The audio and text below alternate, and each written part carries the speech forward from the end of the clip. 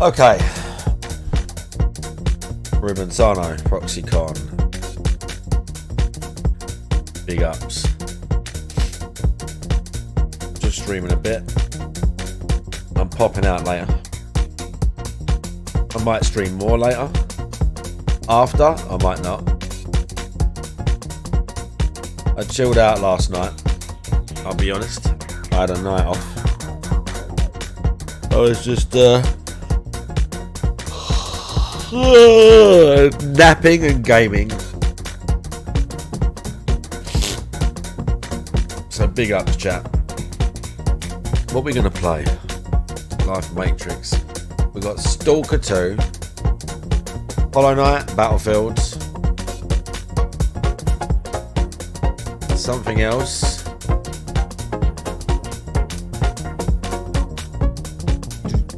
UNFW, G Starwind, and it's a bit cold in my house.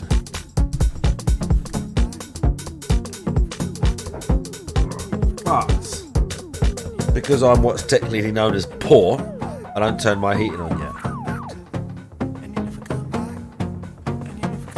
That's what it's like, chat.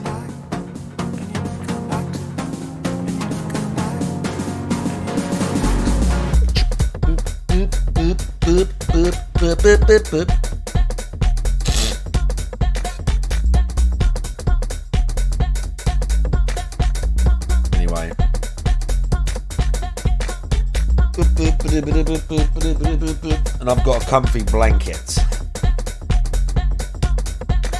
The main thing getting cold is my feet. So that's not the end of the world. We can sort that out.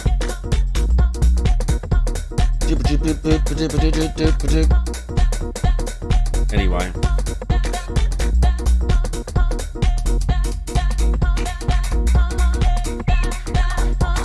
I will turn it on if it carries on like this. Last year I waited, and then at one point I was laying in bed one night. I was laying in bed, and then I like breathed out, and there was vapor, like when the air coming out, the temperature difference is so much, you have vapor, and I breathed out in my bedroom, and I saw the vapor, and I went, okay, I should probably turn the heating on now.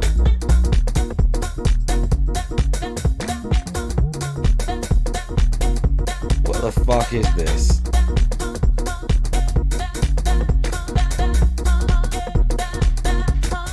Gavin Newsom pretending he was poor.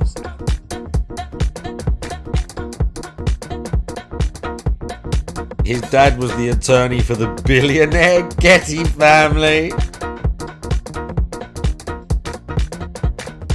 Wonder bread and mac and cheese. That's how I grew up. Oh, yeah? Oh, hang on, chap.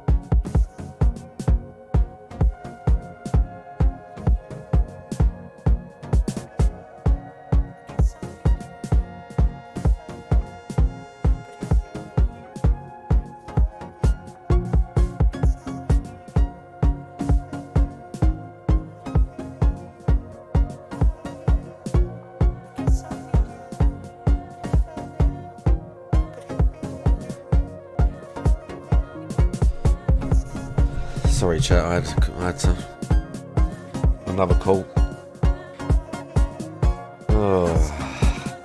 Anyway, I'm not watching the pig today because I am tight in Yorkshire. Yeah, we're poor. That's what it is, Urban Silent. We're poor. Yeah, I'm popping out later. So I probably won't watch the guy. I might watch him late tonight if I can be fucking bothered. But I might not. What I will be doing, most likely, just because it's going to be a fucking spectacle, is watching tomorrow when he talks to Wings. I will probably be watching the Wings talk tomorrow. But that's it. I will be watching the Wings thing. But that's it. Out of morbid curiosity. I don't know how it's going to go. Anyone got predictions for the Wings podcast? Be a shouting match? Well, no, because DSP's a coward. DSP is a coward. I think it'll be a snooze fest, yeah. That's what I think. Because Wings is just like, it's kind of hard in person. Like, Wings does get wound up. But DSP ain't going to say nothing to him that's going to trigger him. Like, and at the same token, like, DSP's not going to say anything controversial. Wings will push back, but Wings isn't going to rock the boat. DSP's not going to like make any comments and make fun of him that much. He might make comments about, oh, Keem's your boss and all this shit, but he's not going to be overt because he's a coward. So I think it is going to be like kind of a nothing burger, but I'm going to watch it on the off chance that Wings like that DSP tries to talk shit, because one thing I do think about Wings is if DSP tries to pass off some bullshit, Wings isn't going to just let him slide. Even though Wings is a massive hypocrite, Wings ain't going to just like take DSP talking shit, I don't think. Like, if DSP tries to claim, you know, like drama or whatever else, Wings gonna be like, come on Phil, you do that shit too. Like, it's not gonna be like a side scrollers type deal, but Wings is still gonna say like, come on, you do that stuff. Like, he's just gonna be sort of like, but he's not gonna go hard on it. Wings ain't gonna hammer him hard and get him to admit he's a hypocrite. He's just gonna say, well, you do that. Like, do you know what I mean? It's gonna be like, it's gonna be pleasantries. Yeah, exactly. Exactly, ProxyCon.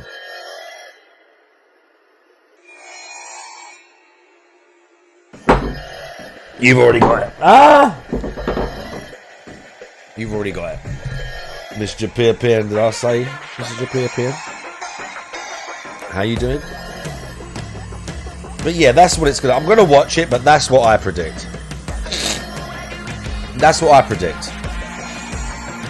Whether that will be how it happens or not, we'll see. I bought a game on sale.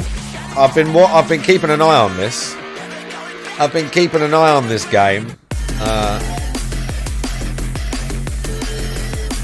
I know that Indrid played it. It was on sale. So I'm like, yeah, I'll have some of that. So I'm going to play this at some point. This Nobody Wants to Die. It looks quite good. It just looks sci-fi. And I'll be honest with all of you, I still didn't find the name of that game I was looking for. The sort of top-down survival horror game that I was looking for.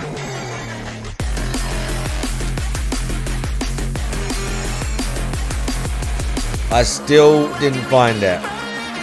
Don't Starve. No. No. No. It's on Xbox. I know it. Because I've seen it. Let's go to my wish list. I don't know if I put it in my wish list. I actually don't know where the wish list is.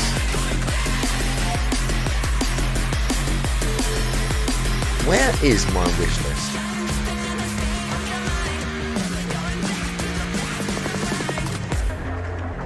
Outer Worlds? Oh, 3 days. God. I don't even know if I'm going to play Outer Worlds. I'll probably install it and give it a go, but... Where's my... I don't know where Xbox actually puts the wish list. I know where most things are. I don't know where the wish list is. King J Hags, how you doing? What's the other one Frogger played? It's not Darkwood. It's not... I had this discussion the other day. Nobody knows the name of it. Where's my wish list? In the store? Here we are.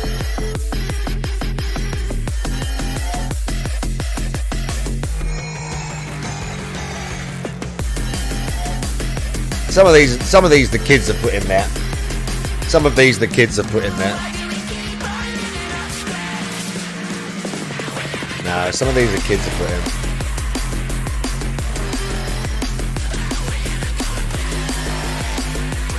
No. So the game is kind of like...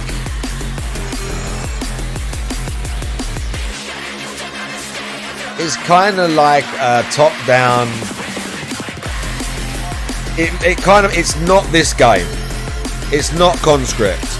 But it kind of looks like this.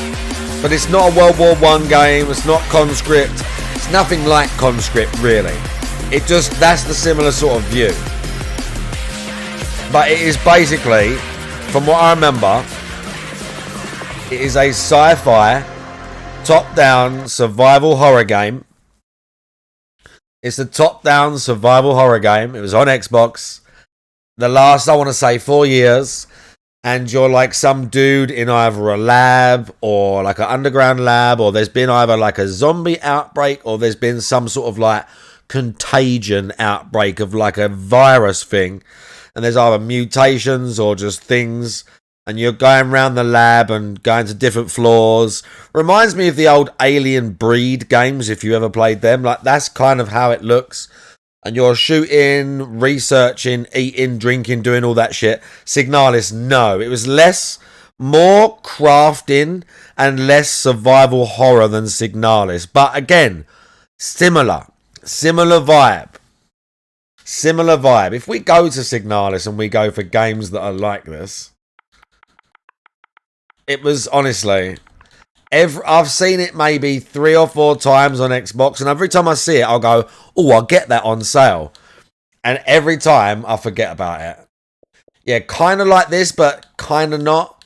Bigger view, like, you have a bigger view of like the world around you in this game.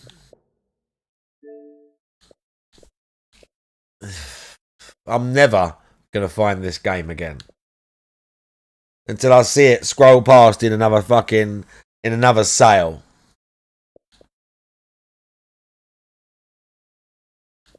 Like, if I went on Steam, can always chat GPT. Empty shelf. No.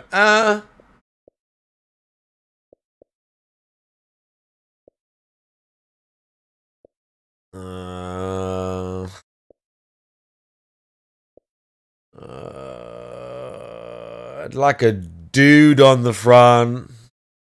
No, you're not managing monsters. It's definitely like an outbreak thing. He's on his own. That's where the whole like survivally horror aspect comes from, I believe. Oh my god. Hey, Lifeless Moon. I played the other one, but I never played that one yet. But I played the first Lifeless whatever it was game. Was it called Lifeless Moon? The first one, I don't remember what it was called, but I played it. It was good. I beat it. Oh my life, it's Brian S. Brian S, what the fuck? When? When did you lose that? Is it Void Martyrs? I don't believe so. Let me see. Hang on. No, sadly, it's not that. Grimdark horror about a nun in a space. That looks quite good. Similar to that, but more crafting and like combat, I believe. Did you do a short morning stream? Yesterday? Yesterday? Maybe that was when. Yesterday morning. Like an hour yesterday morning. That might have been it. Chat, I know this is not your problem, it's mine. I know this isn't your problem, it's mine, okay? I'm just, even though I know this game exists, and when I find it, I will shout and be loud. Right now, I'm starting to doubt that it exists. I know that it does. Zombie Cure Lab. No, hang on. Have a look at it. No, it looks too jokey. It's still right. Okay. Do you know where the best place to have a look? Probably going to be Steam. Because if I go to Steam and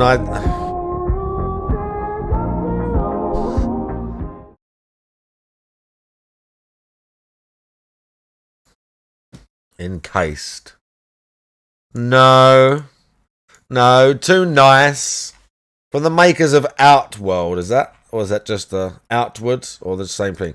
No, hang on a minute. Just bear with me.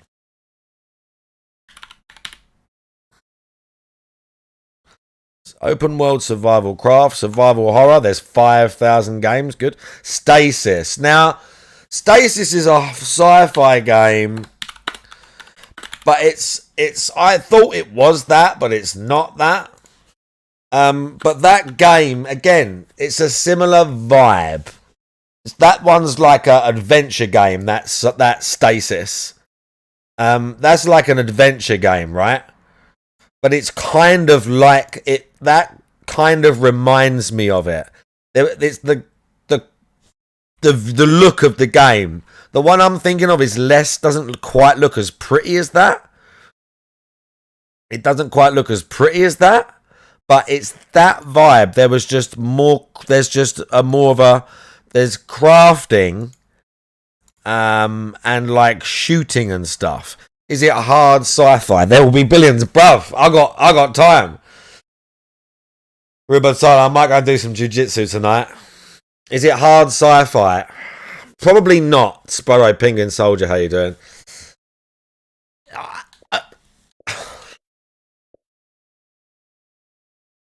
I know it's on here somewhere. Oh my god, this is going to send me insane. This is going to send me insane. Okay, it's not this. I've been going through the people also like. Was it pixel art? Yes, I believe so. I think it was. I don't think it was I can't remember. I don't think it was post-apocalyptic. I feel like the dude's in like a lab, but I don't think it's zombies. I think it was like some sort of outbreak, like a virus.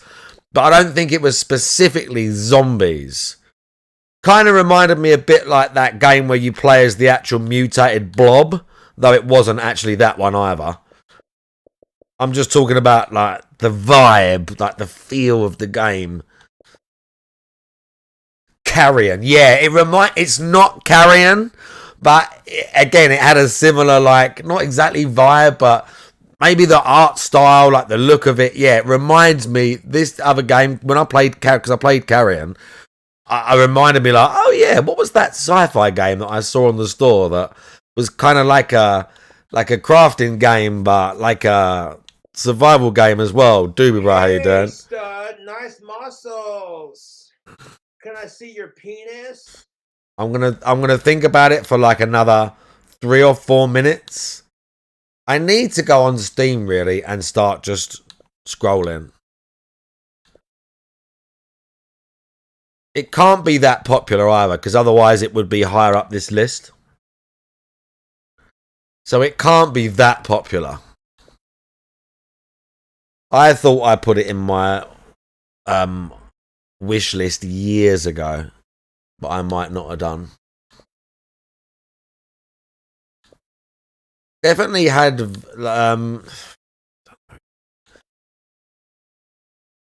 when was it released? I want to say the last 5 years.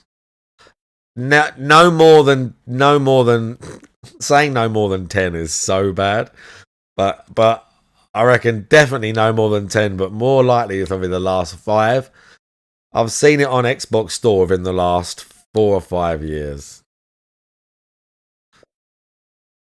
Oh, I'm gonna be so sad, bro. When we have to go back to play the game, I'm gonna be so sad. I'm trying to again think of.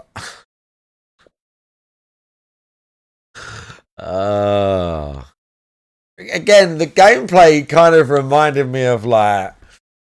What was that? There's this game called Alien Breed. Anyone ever play Alien Breed? Endoparasitic. Are you sure it's the Xbox Store? Positive it was the Xbox Store. I am positive. Because that's where I saw it first. Hang on.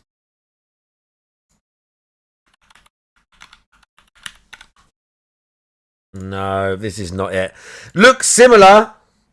The art style in this is a bit basic. It's similar. Kind of similar to this. Hang on. Like, not completely hang on. Not completely dissimilar to this. Not completely dissimilar to this at all.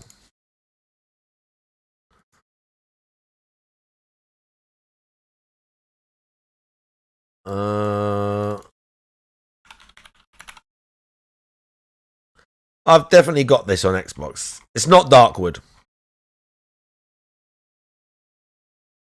But I feel like if I come to one of these games and I do a few like more like this. Did you say it had crafting? I'm pretty sure it had crafting and like research. You had to research stuff. You had like research projects in the game, and you had to like research either like tech that you used to keep yourself alive. I think you either had the virus or you were trying to like keep yourself from getting sick or something like that as the game progressed.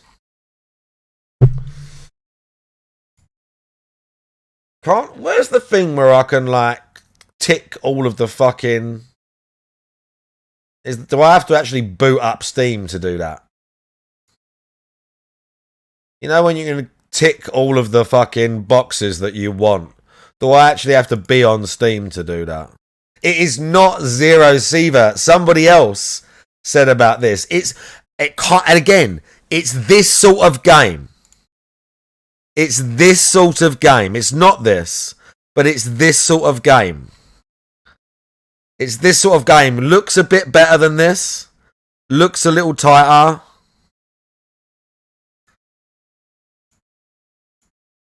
But it's this exact sort of game. But it's not this game. But it's like this. Kinda.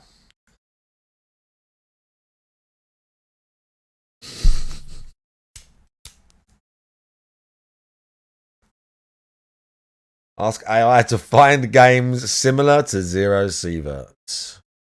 Not a bad idea.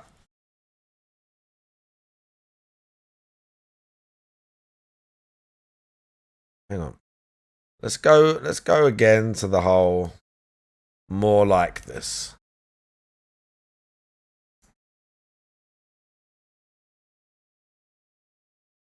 Upcoming. Definitely wasn't free. Bro, I don't want top sellers necessarily. Just want fucking hell, Steam.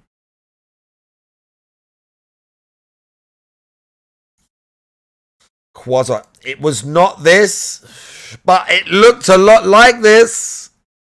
It's definitely not this one. Not quite as much. I don't know if it was quite as sci-fi as this.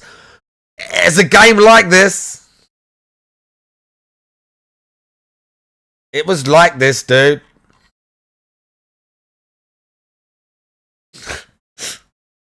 Oh god. We're real close. These last two have been real close.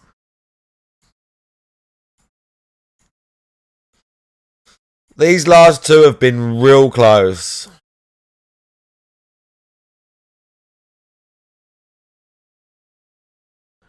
No, this is on Xbox. No, it wasn't.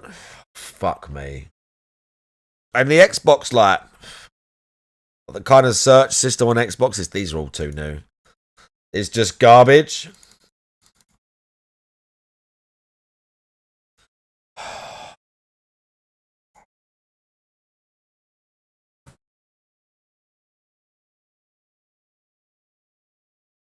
Okay. We're gonna ask shitty GPT. Fucking right.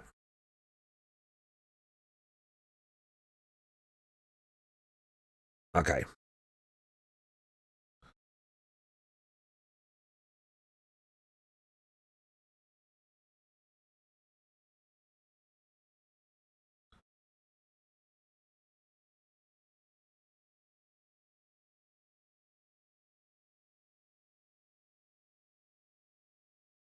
Okay.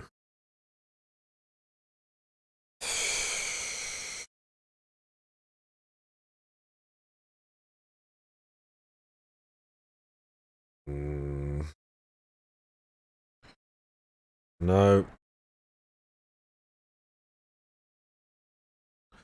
It gave me 3. Bro, I need a larger fucking list.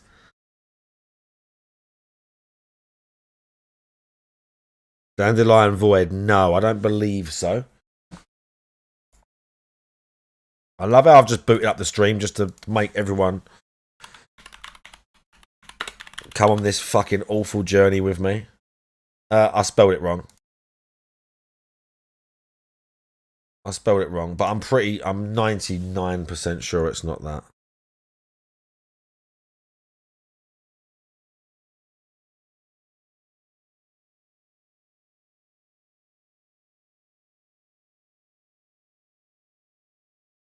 Okay.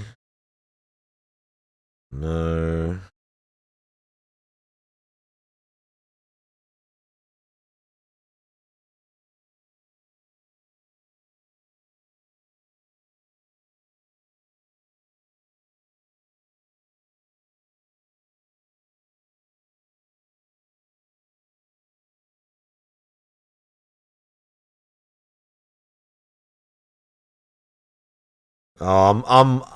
The game. I'm telling you, Tony G, big ups. Jupiter Hell.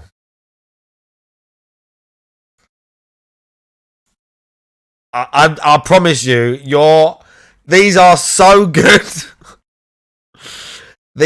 Some of the ones you've come up with, UNFW, these are so close, but it's not one of these ones.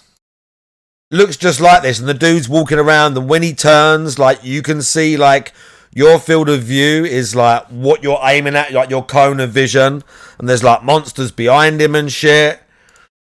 As I say, I don't remember if it's in like a fucking lab, if it's like zombies or like mutants that you're fighting, but there's some like outbreak.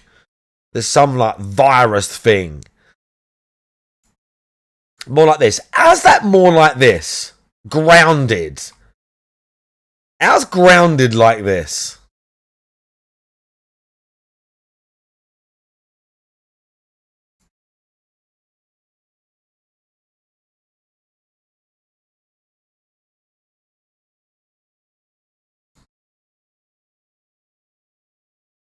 Check out Defect. That's the new trailer, isn't it? You are honestly dancing around it, dude.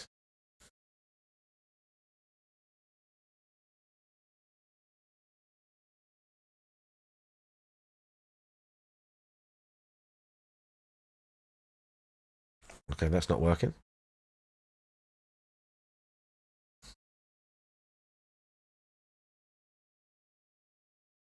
Sorry, there's no top-down horror. Are you? Subgenres. What?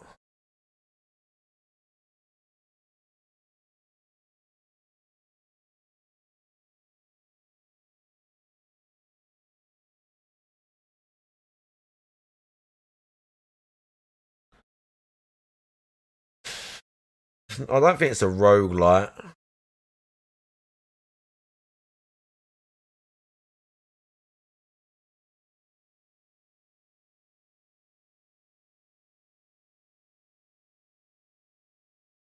GPT doesn't know.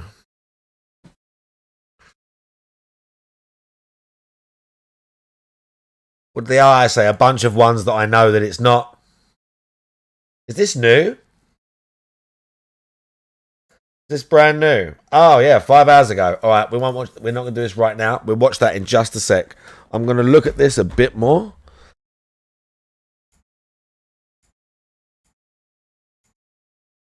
What? Top level genres? What the fuck?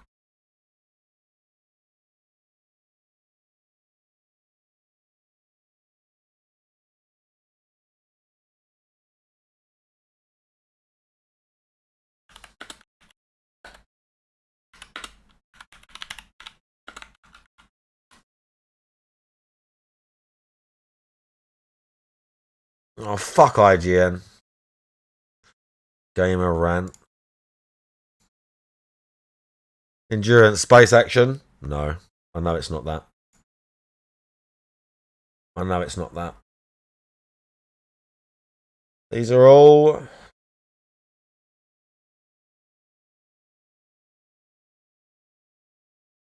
Oh my god, that's it. Oh my god, that's it. Oh my god, that's it.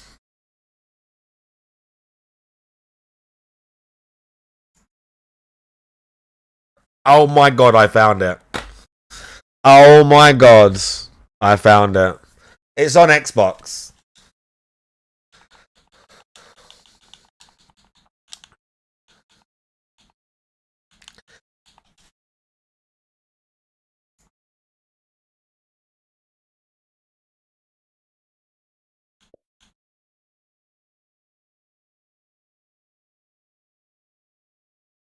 This is the game. This is the game. Yeah, you're on Mars. Okay, there you go. You're on Mars. I told you. I don't know if there's like outbreak or something. See, look. Got like get shit, craft shit, fix shit, and not die.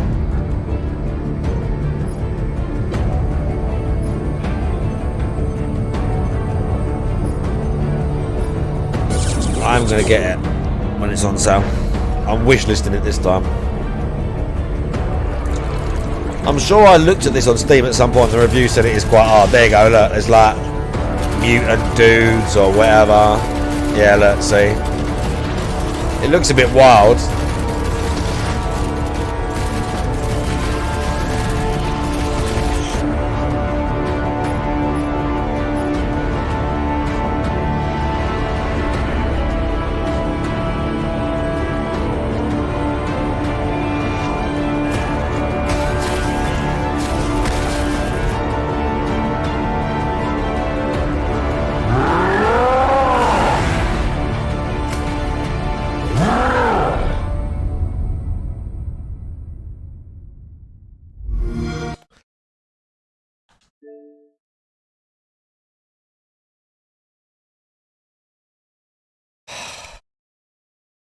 How did I find it? Just an article.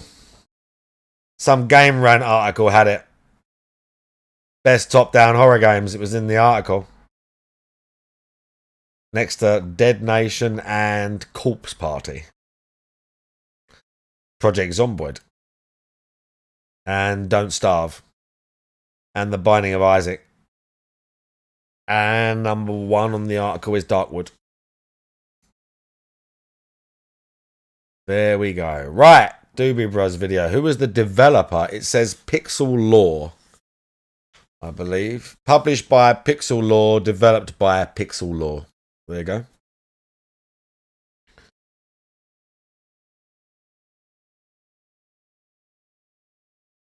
Right. Here we go. The new Shredded Sports Science video. Quote, "Your face screams roids," unquote, is the title of the video. Hello, welcome to recovery. It's part of the process. And that Help? is how I like my steak done. The fuck? You work hard, you recover harder. I've never tried lobster. Recovery.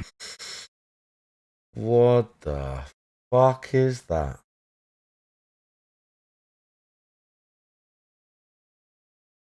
What's up with his head? He looks like he's had like plastic surgery done. Bro, why do his veins look like that? Why is he that colour? That's like varicose veins. He's really veiny, but he's not low body fat. He's not low body fat. Why is his veins like that? Because he's in the sauna? But just that? Would that really make you look that vascular? Also, he's got kind of normal shoulders, normal traps, because it just goes like that. There's no like that where the traps are and then shoulders. It just goes zoop. But he's got these giant pair of what look to me like fake implanted pec muscle tits. They look like tits. The rest of him looks normal. They look like pec implants to me. because they look way more defined and shaped than the rest of his anything else I can see in this image. They're like perfect, and they're too perfectly round. They're too round. Look how weird they look. Yeah, the veins are bulging on the side of his head. And I think I'll keep it that way. This one, 170 degrees, 40 minutes. Now let's get to work. Finally, Why? hit 135 on bench.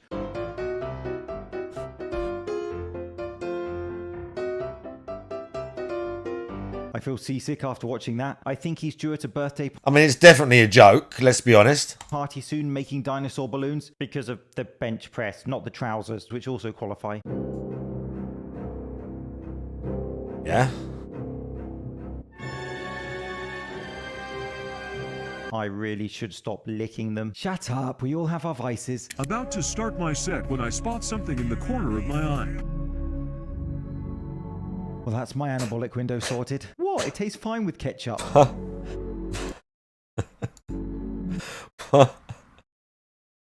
Quick bit of counting from Sesame Street. 1, 2, 3, 4, 5, 6, 7, 8, 9. Dude made 9 videos in 7 days about Nippard in Israel. Greg Doucette has been eating out on these fucking on the Israel and Nippard drama. Greg Doucette has been fucking eating every night, mate. Even Big Bird's embarrassed. It's that time of year again. You guys have had some things in the works for a while now. What is the status currently of the Titan's physique? When Kenny confronts Michael about his naturally stupid status. Are you still natural? Am I still natural? Yes, sir. Oh my gosh, we're gonna have to sit down and talk about that. Let's do that. I remember last time There we might talked. be chairs around here. You might think about coming over to Titan Medical. Titan Medical, Mike O'Hearn's company that prescribes TRT and testosterone, something he claims to never have taken. Titan Medical that prescribes TRT and other things like that to gentlemen, owned or endorsed by Mike O'Hearn, who claims lifetime natural, never taken a steroid, but is like an ambassador or co-owner of a TRT clinic. Tai Young Medical, yeah. Themodo03, what do you think of the Mike Israel and Jeff Nippard? I've never liked Jeff Nippard. I liked Renaissance for a while. They had some good info, but they were no better than anybody else. And about a year ago, I watched one of those Solomon Nelson and Lyle McDonald videos about Mike Israel with a bunch of videos from his past and all this shit. And I was like, oh, he's actually a bit of a dick. So I don't hate the guy or nothing, but after for about the last year, I've pretty much steered clear of Renaissance. I don't think all their info's bad. Some of their info's fine. But definitely he's a bit ideologically driven and very egotistical, and all this stuff just kind of proves the point. I'm not surprised by it at all. The guy who exposed it all, Solomon Nelson, his channel's really decent. You should go and follow his channel. I've been following his channel for about a year. And another guy called Lyle McDonald, who he has on there a lot, and they talk about a bunch of different fitness stuff. You should go and follow his channel. I highly recommend. But yeah, Mike O'Hearn is just... God, he's such a cunt. God, he's such a cunt, isn't he? Didn't think he was going to tell the truth, did you? No. Think about coming over. What a strange guy. Well, it depends. Are you on the Titan Medical? Is he gonna be coming over? He's gonna be coming over, right, Kenny? You gonna come? Is he on the stuff? Titan Medical do test replacement therapy. That's why Kenny is asking him if he tastes his own product. Whether it's peptides, maybe a little test. A little test. He's on so much that the test for his test needs a test. For some TRT. Injectable amino acids and glutathione are great for what Mike's doing. It's just glutathione. He's on a set. He's traveling around the world. He's on in front of all these fans. Look at this little fucking stooge. Look at this embarrassing dude with this tight shirt and his biceps popping, fucking wiping Mike O'Hearn's fucking dick for him, telling people, man, Mike's doing this, Mike's taking peptides, Mike's cool. What a fucking yes man. What's his fucking cum taste like, bruv? Can you tell us? fucking stooge. What an embarrassing human being. Sweeping for Mike O'Hearn. You fucking cringe cunt. Shaking hands. Embarrassing. Where is he going? Is that filming? Oh my gosh. Hey, so the question here is, I heard you were coming back here to sit down and make it happen with Titan Medical. Till then, have a good day. I gotta get back to my line. Wait. We're not done yet. His physique is not the only thing that's not natty. What is going on there apart from his strict glutathione regimen? And as usual, he talked a bunch of shit, made stupid jokes, and walked off without ever answering or even remotely talking about the fact that he has a test clinic, but he says he's lifetime natural. Sure. All right, guys, get up, get moving. Let's rock and roll. We got 11 weeks. We're counting this down to the new year. Are you guys training? Are you eating right? Are you getting ready for the new year? Love you, Mike, but enough with the Botox and filler. Sincerely, yours, Wow. Botox girly. Luckily, you can't polish a turd, so I don't need Botox. Another year of fake natty Mike O'Hearn. You can't polish a turd, but you can roll it in glitter.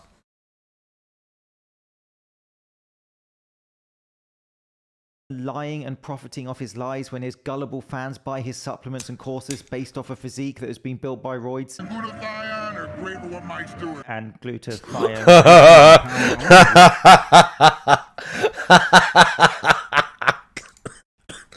and courses Exactly. for Stooge. physique that has been built by roids Glutathione are great for what Mike's doing. For what Mike's doing. Yeah, that'd be taking steroids, mate. and glutathione. Nick Strength and Power, I wanted to weigh in on the Nick Walker midsection conversation. Specifically, some of the videos that people are pointing out, like this one here, the back double bicep, where his midsection Right, back double Look at the state of him. bicep pose done, Nick. Now imagine a pretty girl walking by, breathe in and turn around. is really pretty bloated, pretty nasty looking. And I think this takes me back to the Phil Heath conversation. I remember a shot exactly like this of Phil. And of course, Phil had midsection issues in the mandatory. Yeah, because they're taking so much gear and eating so much food. That's why. Because they're taking so much gear and they're eating so much food. Because in the 80s, this didn't exist. That physique didn't exist, but them side effects didn't exist. Trend existed in the 80s, by the way. Human growth hormone existed in the 90s and the 2000s. The bubble gut did start to appear by then.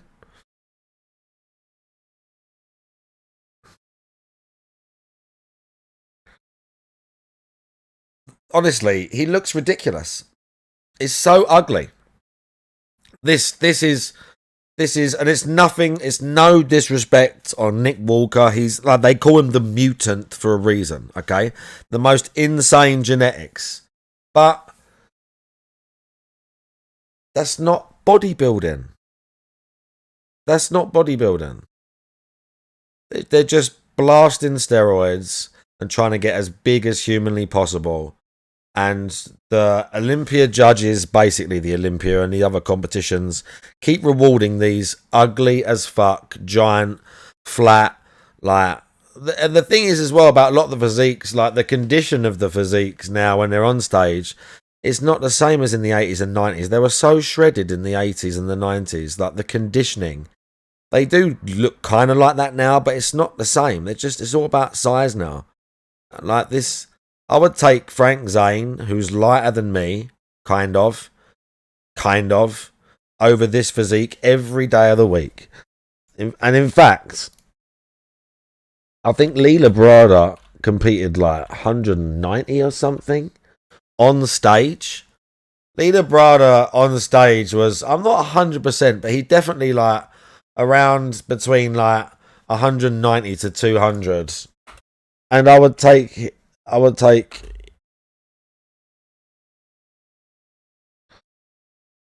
his physique like over Nick Walker's like literally 12 times out of 10. Yeah. Like phenomenal. And I guarantee you he's like, I can't remember his competition weight, but it is sub 200 pounds. That's sub 200 pounds and you look like that. Is there anyone in their right mind that would want to look like Nick Walker over this guy? And again, this is not trying to shit. Honestly, would you look at any of the top Olympians? I would take any of the top Olympians and say, who would you rather look like, Nick Walker or Lee Labrada? Look, I mean, we don't even need to, like...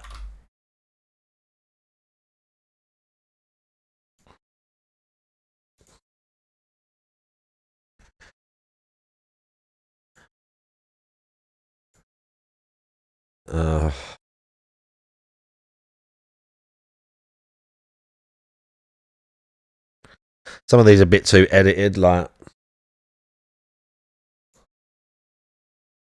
Look at his abs, like... Like, honestly... Like, in all honesty, would you rather look like? This guy, or this guy? None of you are going to tell me, yeah, I'd rather look like Dowda, or I'd rather look like Nick Walker. There's no one on this earth, most people, who would rather look like Nick Walker than Lee Labrada. Like, literally. Like, this guy's up 60 pounds more muscle.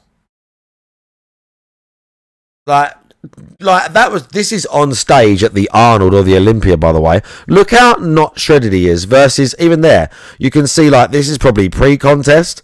You can see the conditioning on him versus Dowda. Like, it's an edited picture a bit, but, like, the top of his legs is just like, there's no comparison. There's no comparison. This is, like, not stage thingy, but this is on stage. There's literally no comparison. The gun show. He looks insane. These guys, they're great. He was Mr. Olympia. Dowda last year won Mr. Olympia. This guy won. He's like the best bodybuilder, quote unquote. This physique is just like... His is more aesthetic than the others, but it's just... No. It's not even comparable. To me, it's not even comparable, dude. Like, it's just... He looks absolutely phenomenal. That's his son. So that's his son, who is like a competitor. I don't know how well the son does, but look, who would you rather look like? That previous picture of him or the son? Like, look how much, like the son's physique is bigger and more impressive, I suppose you might say. But look how much uglier the son's physique is. Look how much uglier it is. Why is his face a different colour? Because of gear. That's why he's bright red, part of him. Because of gear. That's why. On this, oh, you mean on the right-hand side, that's tan. On the right-hand side, that's the tan for the show. And it's an edited, slightly edited picture. Well, not tan his face. Sometimes they do. Sometimes it just looks a bit like... They tan them so dark now it'd look like the guy was going up and doing blackface sometimes. Do you know what I mean? It'd look even more mental.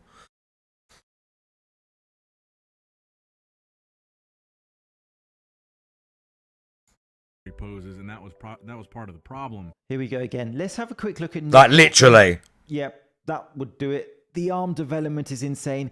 If I saw him in the gym, I would stop and stare. Doesn't matter. You can label me a gym creep. I'm doing one set of staring to failure. Doesn't matter. He's never going to win the Olympia. And food intake is unwanted. He's never going to win the Olympia. He looks ridiculous. His abdomen looks ridiculous. Whenever I see anything like that, I worry about the health of that person.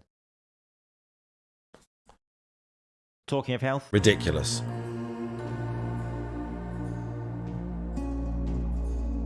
Introducing TikTok fitness is toxic for young men. The unrealistic physique expectations are significant on that platform. Just a nerd who lifts weights. Why are you so shredded? Is a valid question. Oh my god. When you say shredded, you mean starving to death. There's no muscle on him. Why you... Social media's wrecking these kids' brains, dude.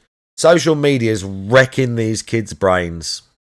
You got these fucking children starving themselves to death. The downlighters and the filters straining as hard as they possibly can just for some fucking likes on fucking Instagram. POV, you shapeshifted. POV, you starved yourself.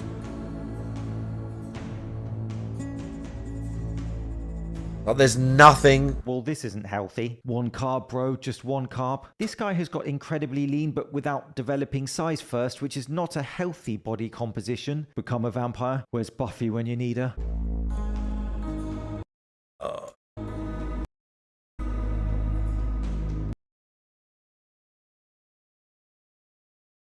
You look undernourished, like massively undernourished. This guy, I don't think is taking juice. This guy's just starving himself. I don't think this guy's taking juice. He's just starving himself, it looks like. This guy's just starving himself to death. Basically. That's what this guy's doing.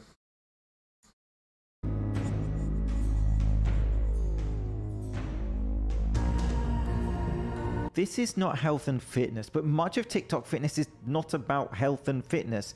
It's this craze with being so cringe. He's so bright. Like, you're literally tiny. You're literally tiny and you're under a downlight. So it's giving like the most perfect shadow to highlight every single like millimeter of muscle with that little bit of like glow and the shadow and the edge. Like, this guy walks outside into natural light where it's hitting you from all angles and he's going to look like a stick.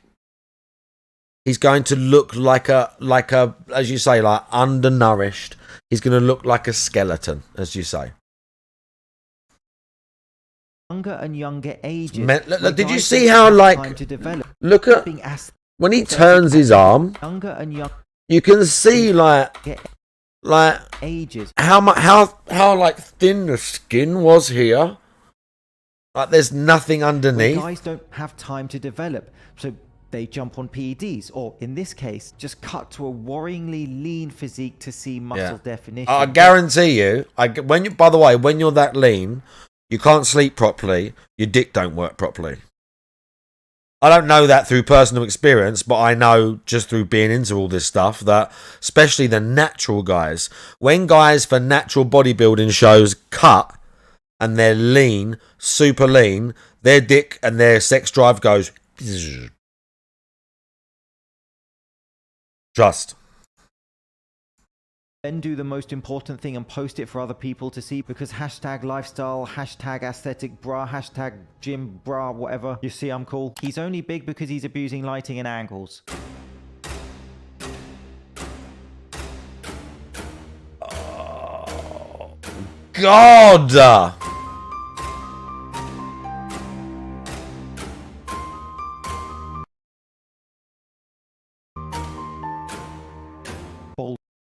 The shoulders.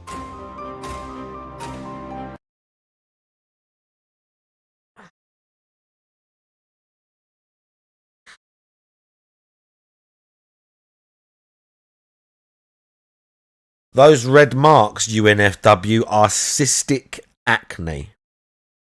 That's what those red marks are. Those are giant, like, acne pustules. That's what those things are. Giant acne, like boils. Giant patches of cystic acne. Oh my God.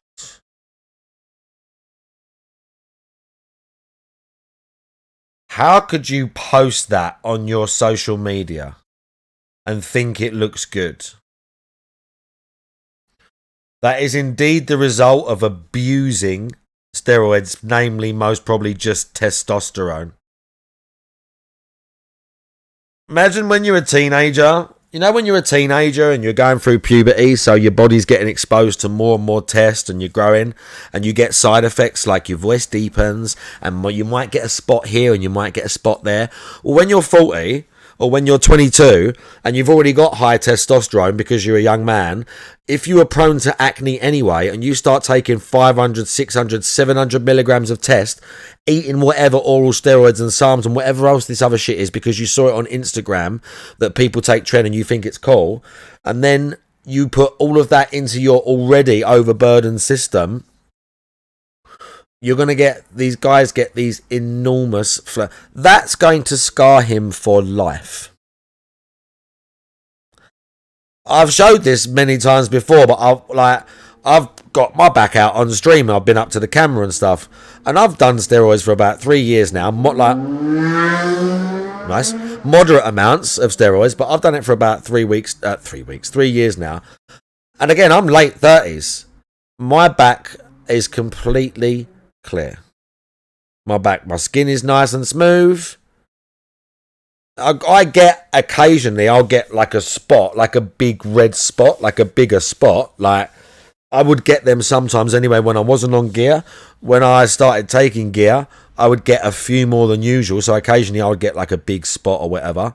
Like I got this on, this was like a spot that didn't actually pop. There's still like a little lump under the skin where again, it was just like cystic acne or whatever.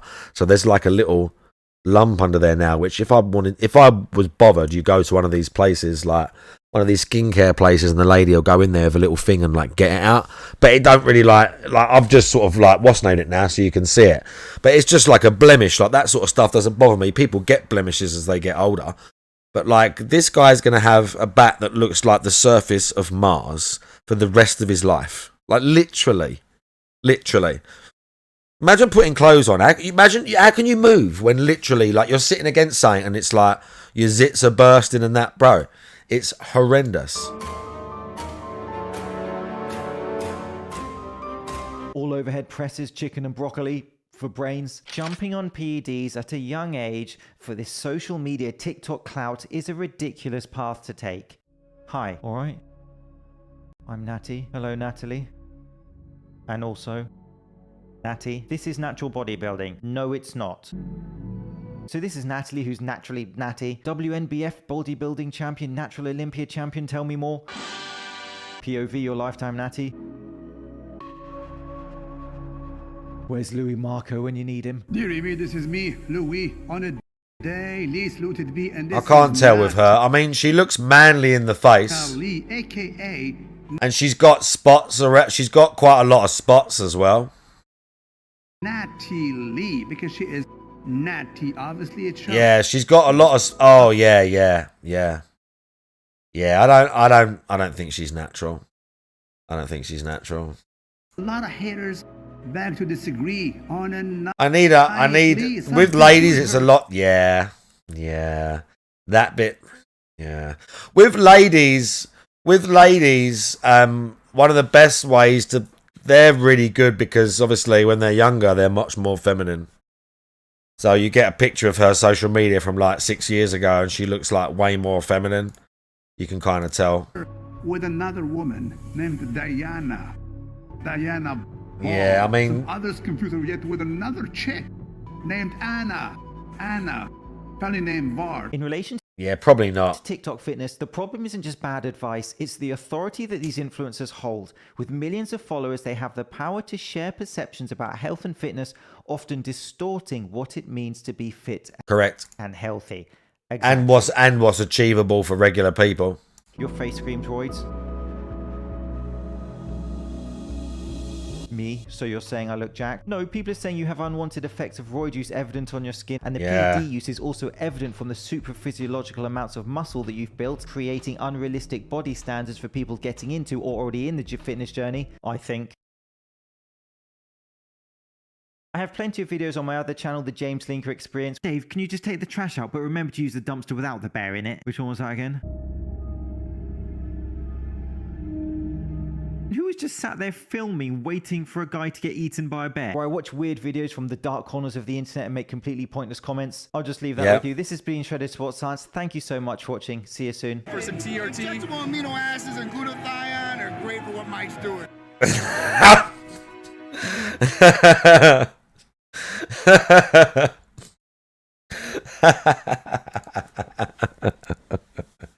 Yeah, very good. Amino acids, glutathione. Great for what Mike's doing. Yeah, Mike's doing all of it is what Mike's doing. Mike O'Hearn, what a cunt. What an absolute cunt that man is. The worst. Fitness charlatan. Absolute charlatan that man is.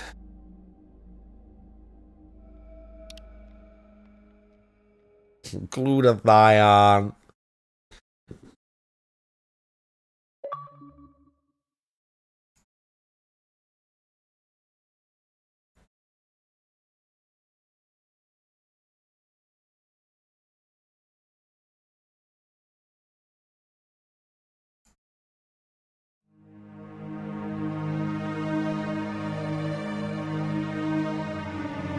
I was missing out.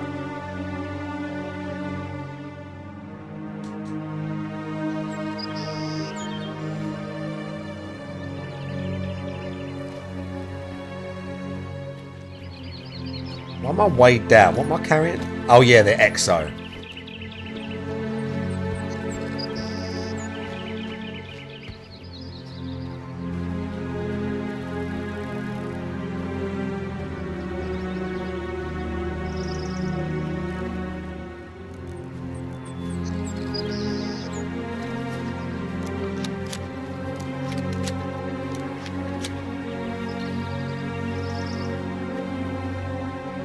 This is like an illusion, this place, right?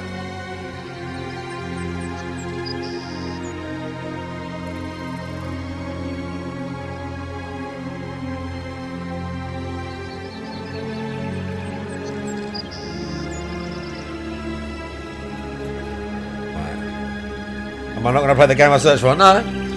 No. No.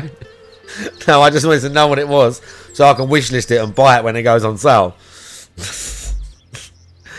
Oh, BG was just chilling, wondering what the collectible will be versus the pig. Well, yeah, I wanted to know, and I was thinking about it, and then I got it stuck in my head.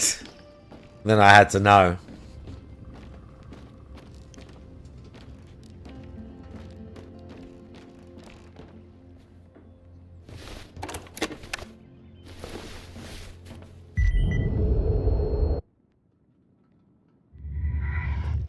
And it was all fake.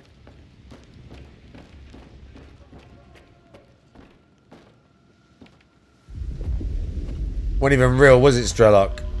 А ось і ти. Побачимось.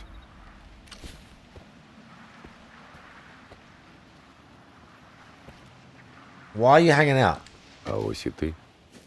Воля, долг, варта, іскра. Побачимось. Well, why are you here?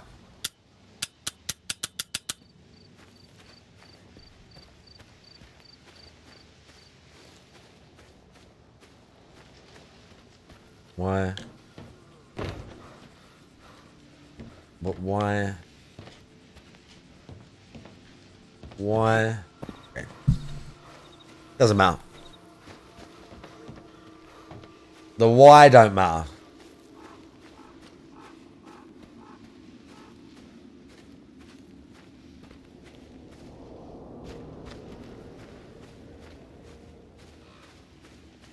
It's not even real, bro.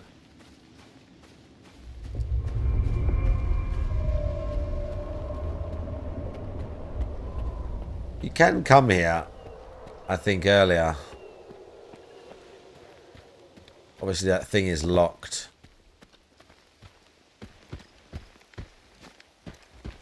You can't get through.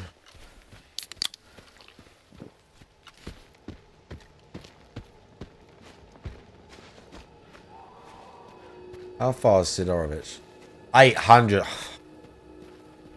This is going to be a walk.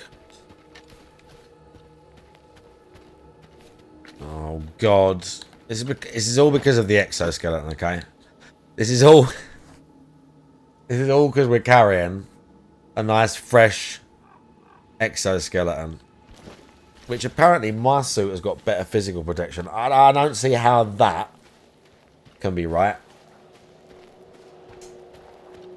How can the bullet suit be better than an exo?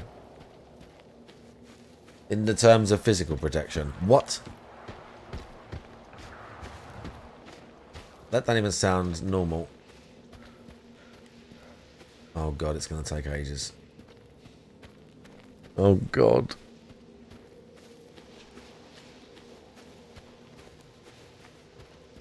Oh God.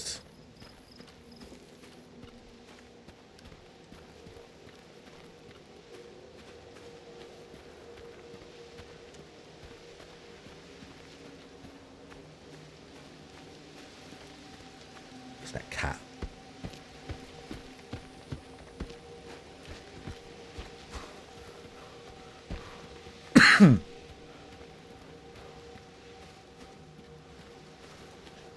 Ominous truck. Oh yeah, that's the spot. Okay. I was going to say that might be the entrance.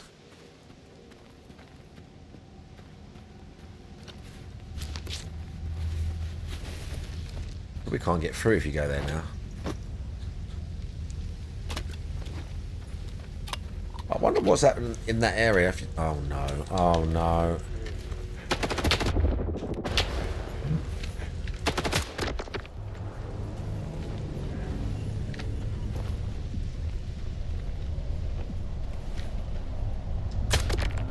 Oh, they're zombies.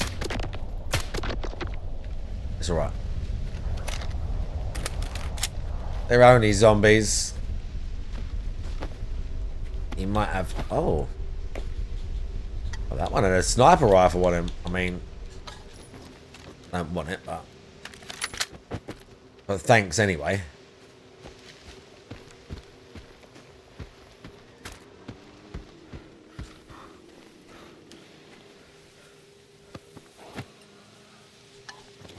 That... Oh, he had one too. I'll take that ammo.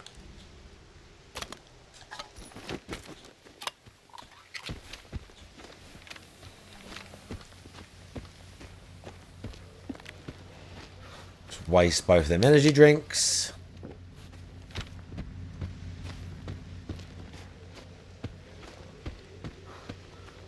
Are we halfway there yet? Fuck me. Ugh.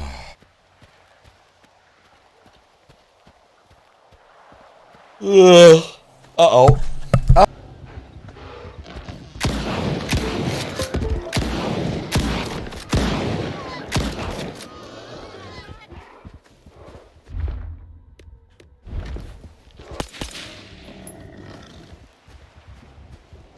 It's fine. Oh, really? This ain't fine, though. Oh, my...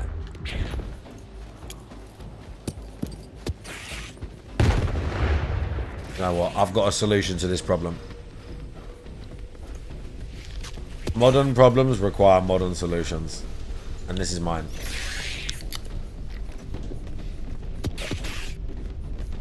Better jump on here, though. Mercifully.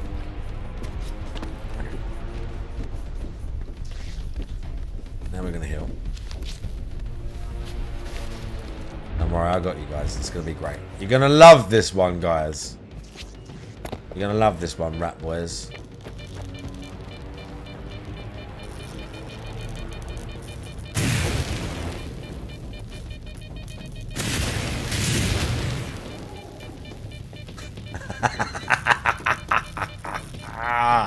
Run! Yeah! Get zapped. Oh my god, I'm really slow. I might get zapped.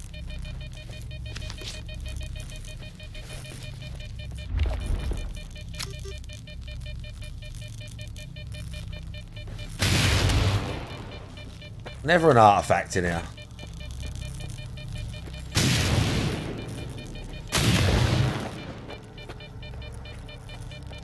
If they go around the other side, I'm going to be angry.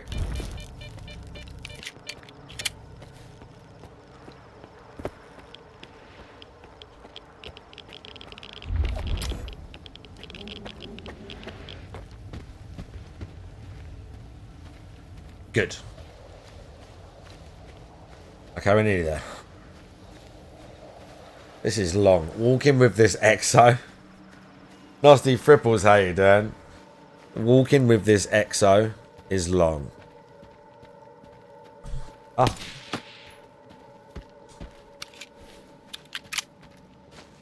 Oops.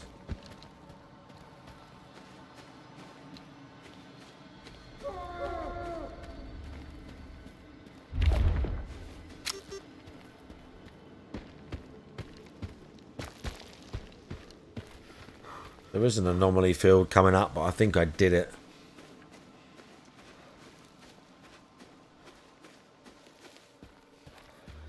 I mean, there's easier places, but... Huh? Uh-oh. Oh, he's dead. You're dead, mate. Oh, there's way too many. He's dead. Guarantee you.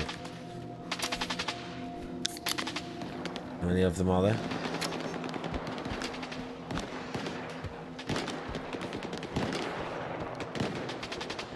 Yeah, he's not going to make it.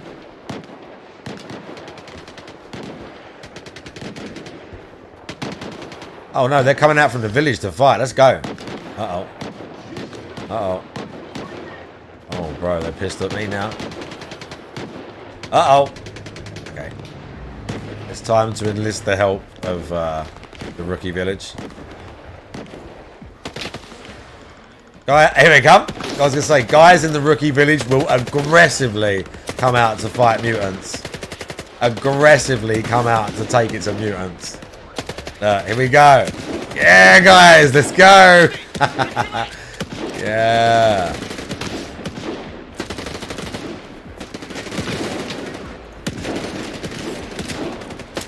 Look at him go.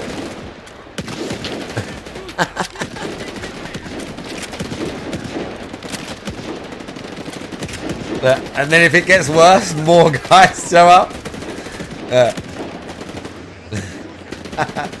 Those two dudes are like, it's not our job yet, but it might be soon. Bro, in the rookie village, they don't fuck around.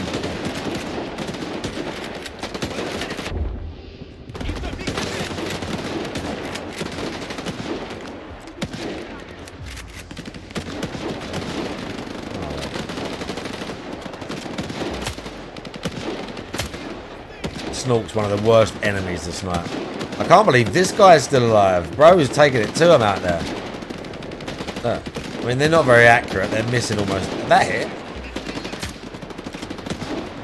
Watch where you shoot. Bro, I literally hit the thing and killed it.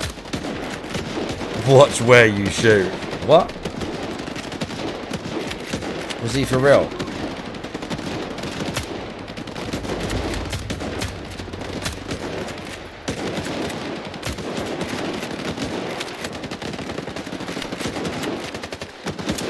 That thing got hit points on it. The trouble is I can't go to the bunker until these are dead because it won't open.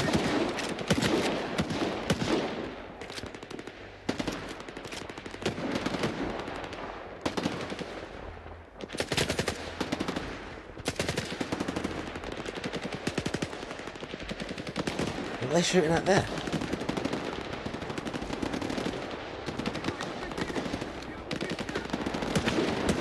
What the fuck?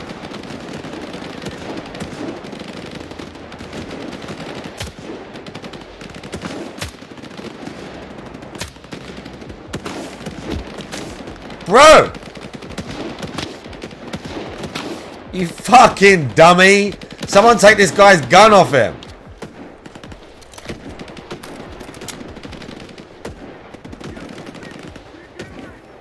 Take that dude's weapon off him, son. Oh, mate, look at this. It's kicking off here. This is not. I gotta sort this out. These snorks have got to be wiped out.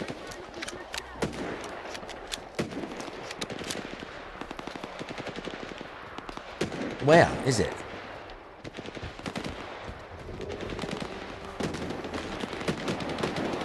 They know where it is.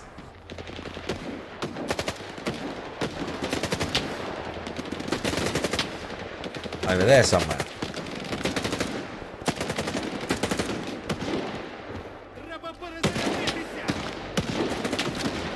Wow. This same guy just shot this dude in the back of the head. Wow. I should kill you for that, mate.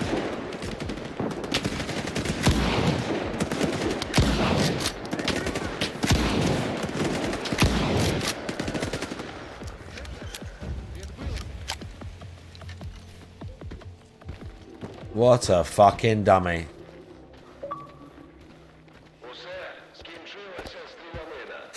Now they're all just like, okay. It's over. Oh.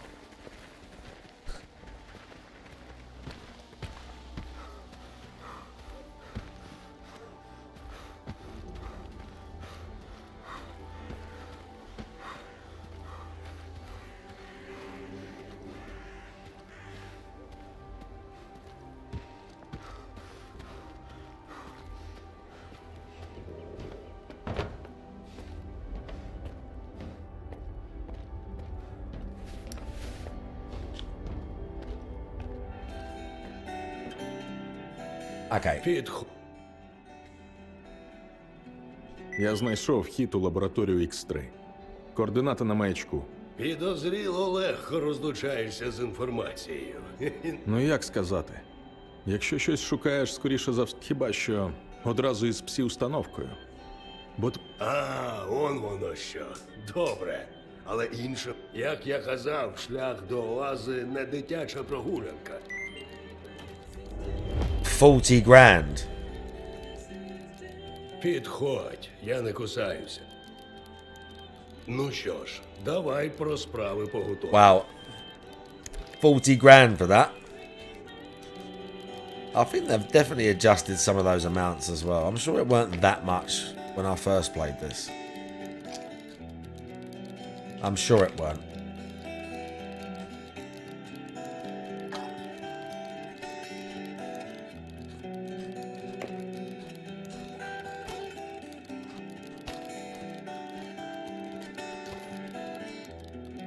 We keep. Oh.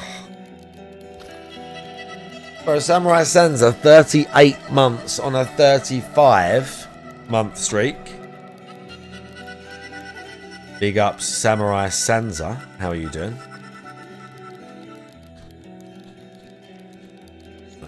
We're gonna sell that.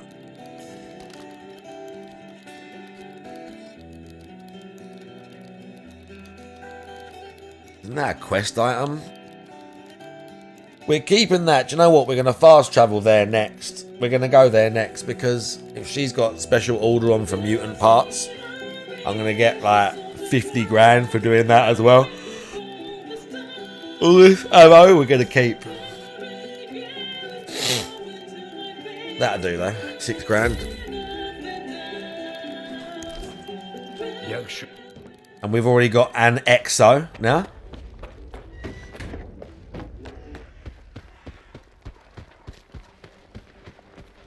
But yeah, big up Samurai Santa. I appreciate the resub. The continued support and positivity.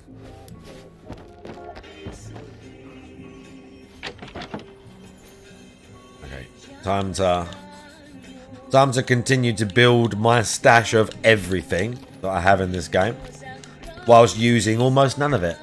Because I'm just like, well, just in case. At this point, I should really probably start using armor piercing for my main.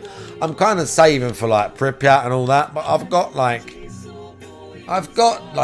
nearly 1,400. I have got 1,400 armor piercing 5.56 rounds at this point. 1400.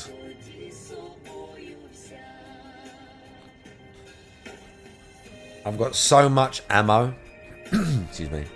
Good to know how much I got. That must feel good, yeah. That must feel good. Oh, I've got 80 slugs. Wow. Okay, that's going in there. That's going in there. I've got so many suits that I'm just not needed to wear. I've got so much cash. I've got the standard EXO.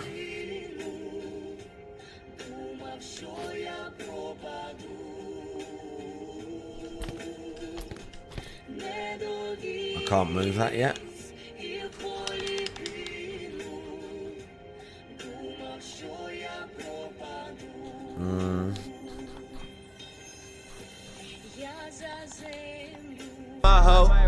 I might ride my bitch. Captain and Boone, how you doing? I might ride my hoe. I might ride my bitch. Best thing about that music video is still the way the girl on the bed's just sitting there going, what? They were like, we need some girl for the video. Dude's just like got some girl from the neighbourhood that he knew. And he's like singing right at her, I'm gonna rob my bitch. Just pointing at her like that. Literally pointing at her, drinking and stuff. Doesn't he go for a bag at one point in that video? Doesn't he like pick her bag up and shit and look for it? I can't remember. But yeah, pretty excellent.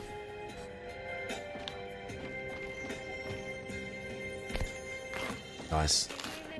Snack. Probably never need that.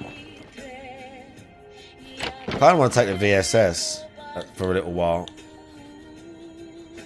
What other ammo tarts have I got for that? I've got 250 armor piercing, not as many. Wonder if she got paid. They probably give her like $50, didn't they? They probably give her $50. That's the high quality, the flatness. Yeah. Expansive. That's for a good for. Oh, that's for like soft targets.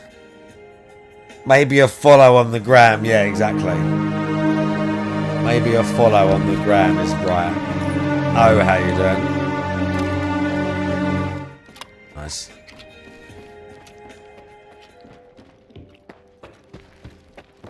Right. Now we need to travel. We're going to try and make more money. Oh, wrong guy.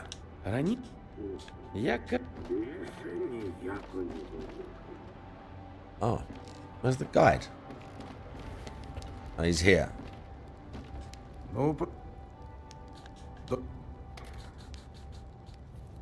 Можемо вирушати.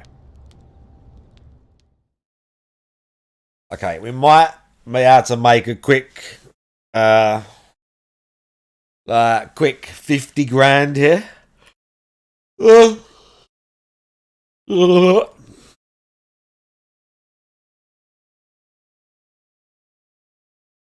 We might be able to make a quick 50 grand here.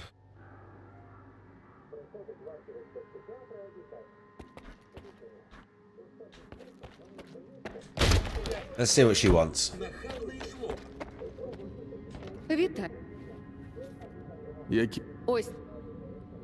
Oh no!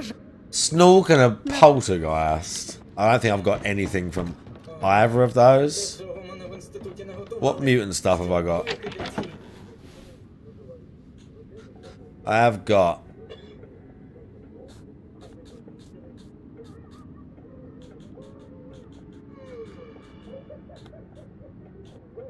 Ah. Fuck. You streamed the podcast? Yeah, we was talking about it earlier. I think it's going to be shit, but I'm going to do it. I think it is going to be shit, but I'm going to do it. I think it's just going to be them patting each other on the back saying, poor us, we've got haters. But that's what I think. Right, burr a foot, toe, no. Oh, I do have 2 poltergeist organs. Oh my god, let's go. I've got the Bayern whisker thing as well. Yeah, maybe we will make some money. See how many she wants. Які Ось теж. О,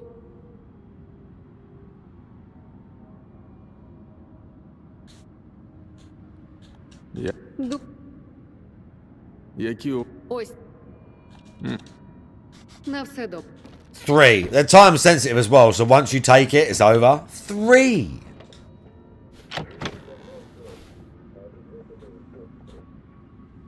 There's always a chance, but I think it's going to be basic bit shit. But, you know, I'm happy to be proved wrong, but it's just going to be mostly... Ugh, fuck, poor us, we got trolls, blah, blah, blah. You know, Вітаю. that's how I see it. Ось що.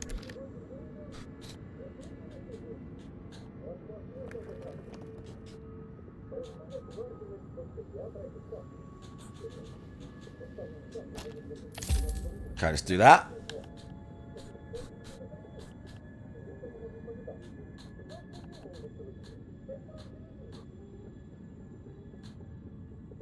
Oh, she's got the good science suits, this lady. I did wear one of those for a while. Discovery suit's pretty banging. I mean, in terms of fucking artifact hunting, Jesus, that's the one. Like,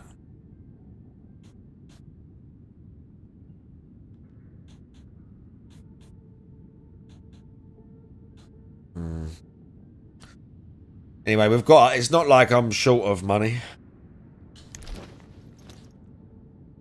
Right, well, На все. that was a pointless exercise. We didn't make nothing out of that. Right, where do I actually have to go? Next. Get to Orbiter Station. Oh, bro, that's fucking way back there. That's like back there. That's back in the cauldron, near the cauldron. Oh, burnt forest, yeah. Okay. One of these things, where do the emissions start from? Is that there or is that over here?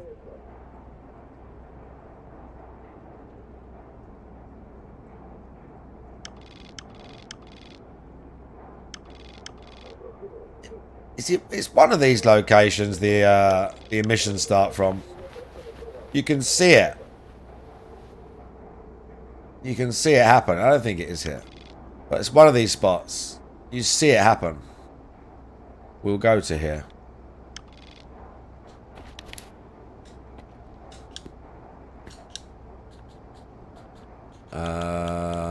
Можемо вирушати. Let's go, dude. What's the time? I got some time.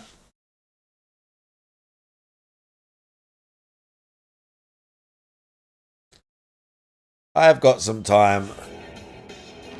Okay, good. Okay, good.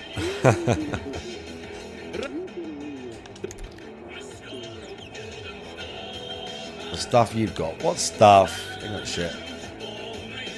And you've got an artifact, but it wasn't telling me what it was. That was good. It's glitching out, so it's not actually telling me. You've still got a bunch of old crap that I sold you, mate. I wouldn't be proud of that.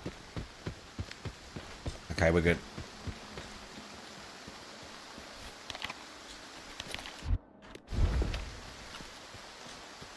We've got ammo types. We'll go and grab the artifact first. We'll try not to get killed.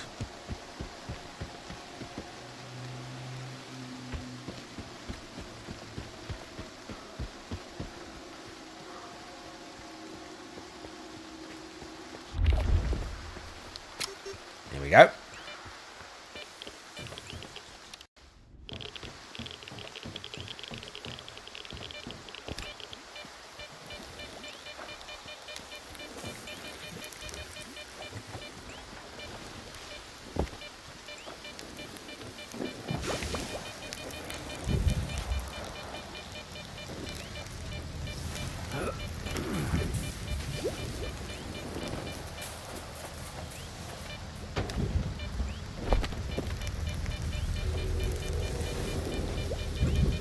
Gotcha. Liquid Rock. I think that's a good one. I'm not sure if I have it already. But I'm pretty sure that's a good one. It's also the only one it appears to be. What I think about Halo on PS5. I mean, I don't know why that's a big deal. Like people are like, mate. I've seen a few people being. I don't mean like specifically. I just like some videos or whatever else or YouTube shorts and that, and I'm just like, do you know how old that game is? Like, I just don't think those things are a big deal now, especially like. Oh. Especially like today, how things are with the industry. I just don't think that's a thing. It's not even like there's not been a good Halo game for years either. That's the other thing. There hasn't been a good Halo game, in my opinion, for like since Halo 3. Like Halo 3, the end of the trilogy, was like the last proper good Halo game, as far as I remember. The rest of like just been downhill. The last one that was like kind of open world. Ugh. Halo's so tired. Like, Halo is so tired, man. At least that's how it feels to me. Halo feels so fucking tired. The way people talk about it, like it's this, or that Halo and Gears, like they are still some sort of like, and I'm like, I like Xbox. I've had Xbox since fucking 360, bro. I love Xbox, but like, I like it for a bunch of different reasons, and I like playing games on that console and using that controller and the store and the deals and Game Pass and a bunch of other shit. Like, I don't really, in terms of like exclusives, I don't care about, because I'll buy the game wherever it is if I really want to play it regardless. But I haven't for years thought that Halo or Gears was some like system sellers the way they used to be. And we've spoken about this before, like at length.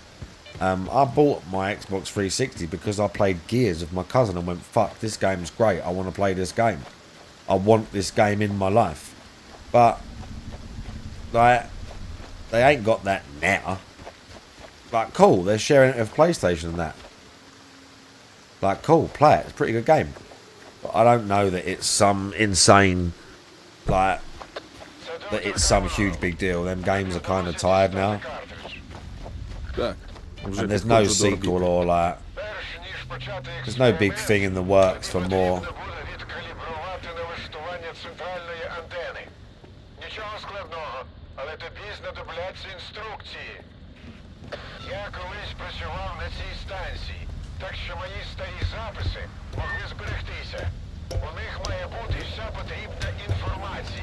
Okay.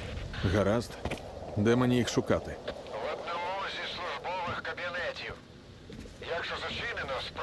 Ah, I knew there'd be something. I don't even need all that stuff. I don't even need that stuff. Yeah, that wouldn't surprise me either, Riohan. And then what I would probably do at that point, I mean, I'd get a new, I need to get a new PC anyway. But I would just get a PC. I would still buy and play a lot of stuff through Steam. But I would probably just have the PC and the architecture. When they do that, I will buy the consoles until they stop making them. But if they just provide the architecture and the store as an app, the same way they do now, like the Xbox app or whatever, I would still buy a bunch of shit through there. I would still game share with my friend. I would still take advantage of Game Pass. Like, I would just have one as like a pseudo Xbox. Do you know what I mean?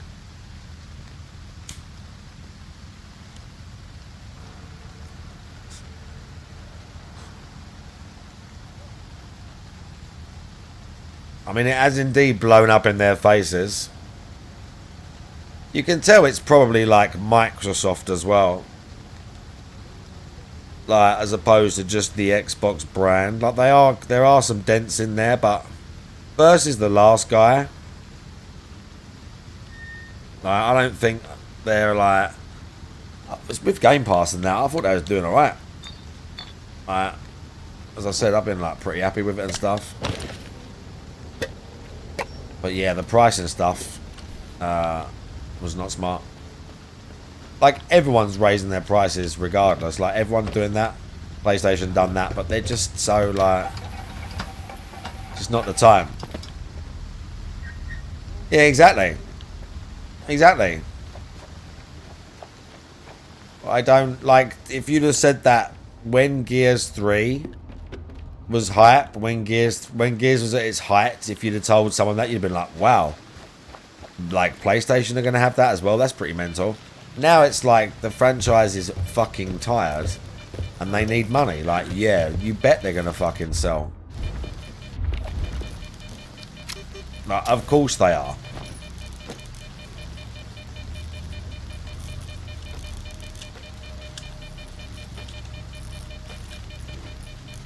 Like, of course they're going to sell. Like you said, they need cash.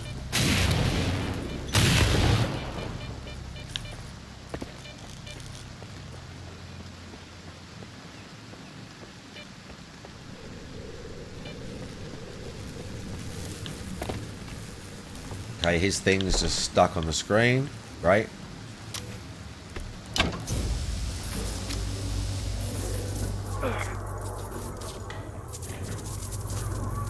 Oh.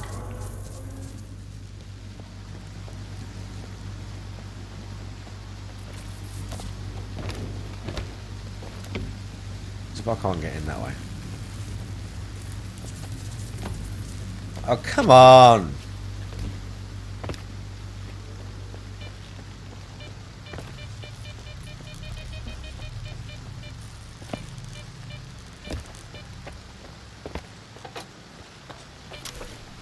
Damn it.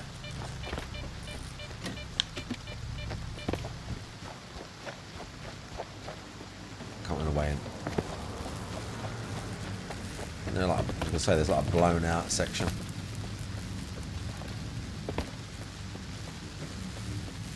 Yeah, there's a poltergeist in here maybe. Yep, there is.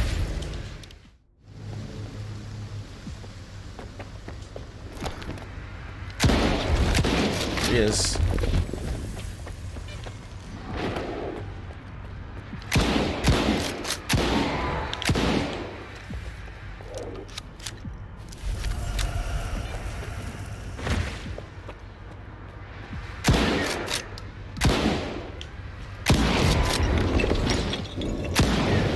Oh.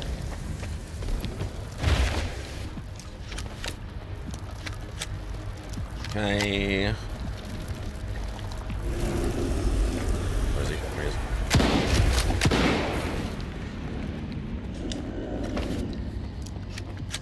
Gotcha. We got him, dude. Yeah, Returnal was great, Cola Bears. I think we, I can't remember if it was you who talked about it the other day. But I talked about that recently. I got, when I played that, I got went into it. I played it for like, I don't know, a month or two. And, did a run of like, I'd run it a bunch of times. Got like, you had to collect all them things to get the true ending. Yeah, I've done all that. Enjoyed that game. We're going through that door. I'm just going to search out here first. In case we miss that. Or we miss that and that.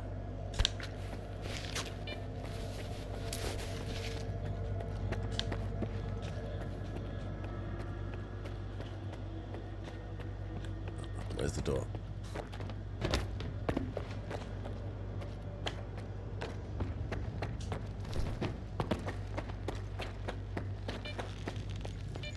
There we go.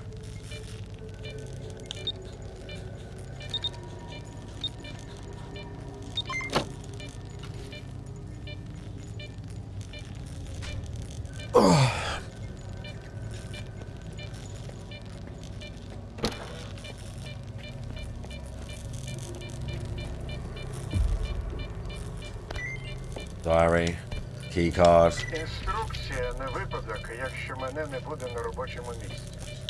Anything else you got down here, bro? Мене є надзвичайно потужним всі провідником. До неї заборонено наближатися, коли вона працює. Увімкніть антенну на даху. Okay, go down to the lab. Що поряд немає сторонньої біологічної активності. Перешкоди, які вона створює, можуть зашкодити антені. Якщо апаратура зафіксує таку активність, працюють запобіжники, і живлення не буде подано. Очікуйте. Налаштування встановлені так, що за виконання попередніх умов антена спрацює автоматично. Не треба тиснути жодних кнопок.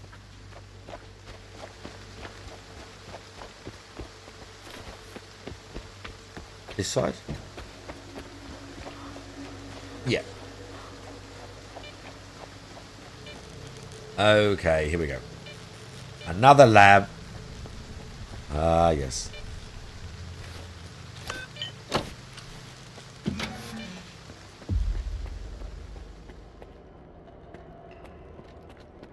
What mutants is it?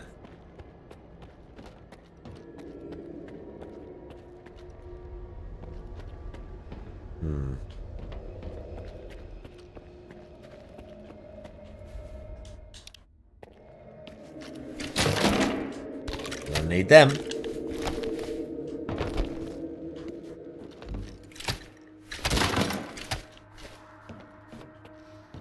Okay. Okay, I see how it is.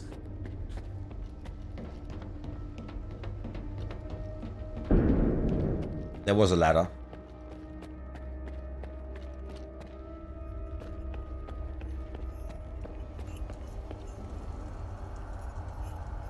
We're getting combat already.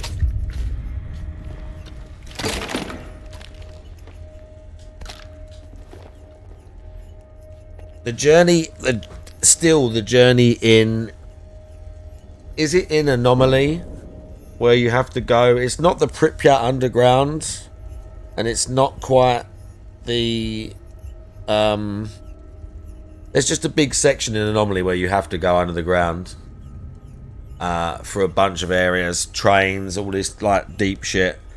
I think it's to travel to like Zayton or something like that. I can't remember, but it's good. You do go through the, there is some quest where you go through that hospital as well. Oh no, Zabura. We're gonna have to rush him.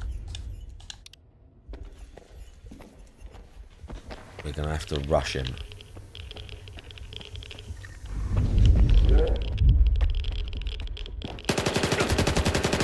Oh shit.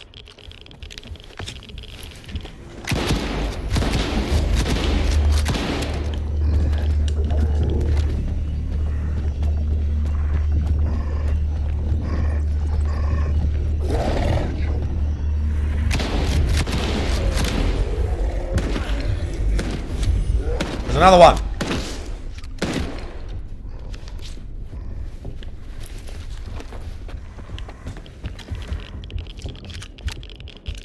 Guns all over the floor.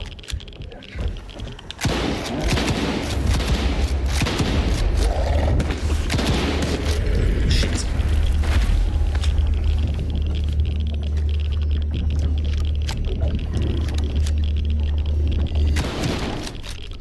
Ah! Give me that.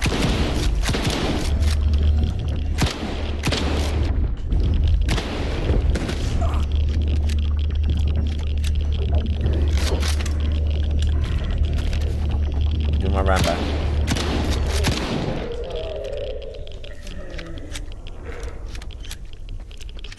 There's something else still. What, boy?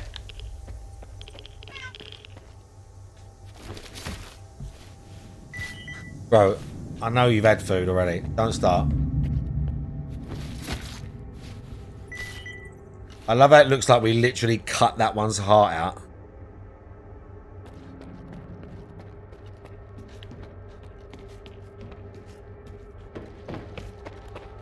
They've never had sex. All right, I told you I'm gonna start doing this more often. My wife and I deserve more time together for sure. He ain't fucking her, that's for sure.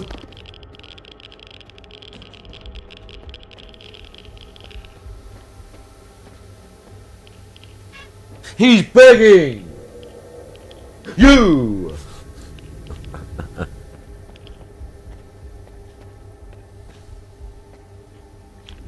Is there another...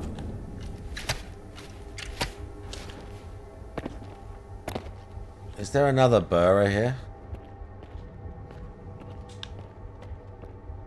I don't remember if there is. I can't save the game, so...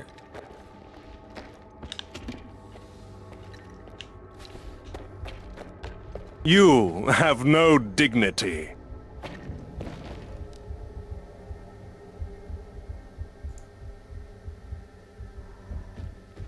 Weak!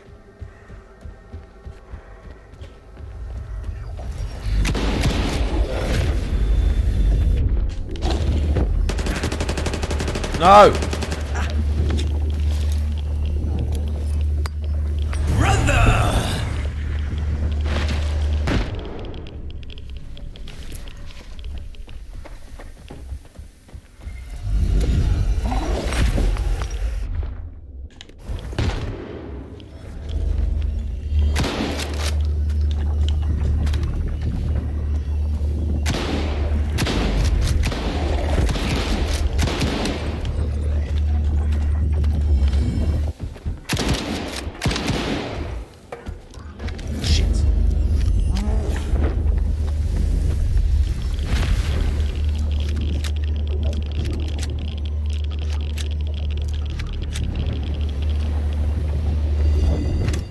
Ah.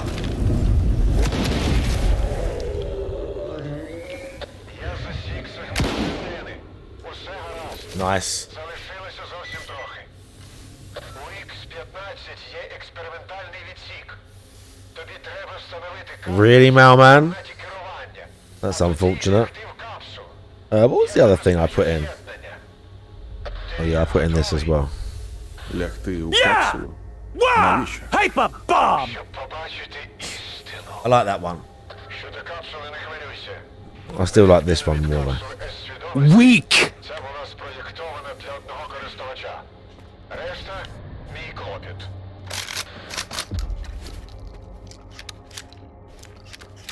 Okay, we're on slug rounds now because we run out of shotty.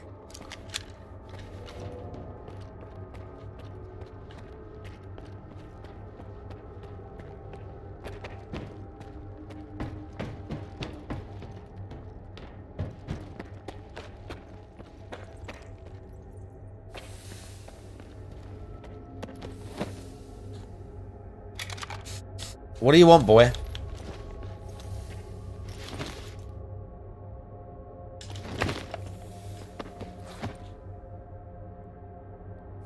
I don't need to bring the Vintar, like, to be honest. Feels kind of bad to just leave a perfectly good Vintar sitting there. But I'm kind of at the weight limit already, just for the sake of, like, the $4 I'm going to get for selling it.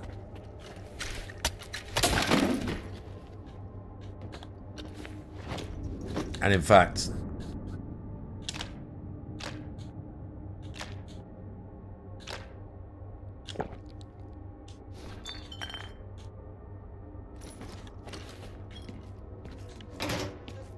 like I've got to fight an enemy round here. And I've just forgotten. That's like the shortcut through. I meant shortcut, but...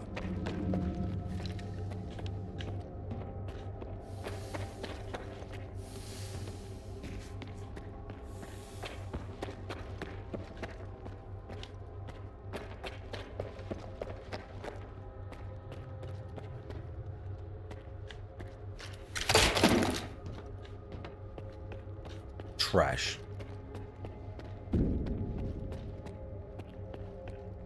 Hang on, what's that marker? What is that?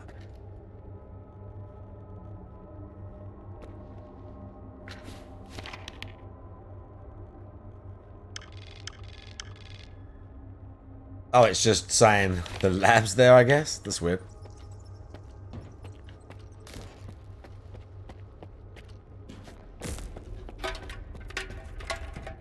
Oh yeah, what's his name turns up. That's what happens. I remember now. Right, let's get with the gear first. Yeah, we've got to put it in there.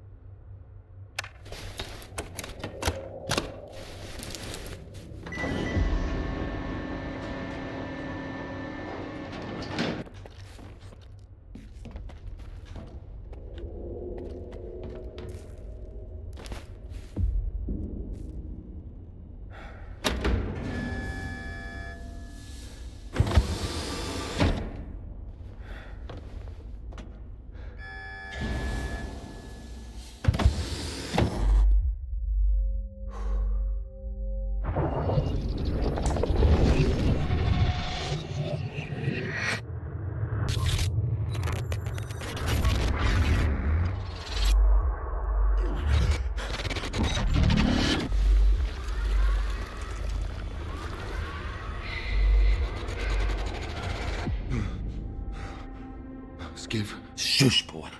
Що I'm відбувається? literally fed you, you savage. Де ми? Ти What? бродяго.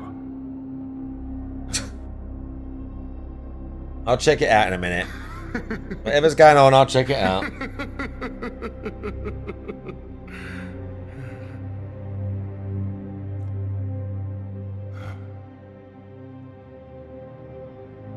Akuma, what is the matter, boy? Значить, He's like chatting up a мене storm. більше немає?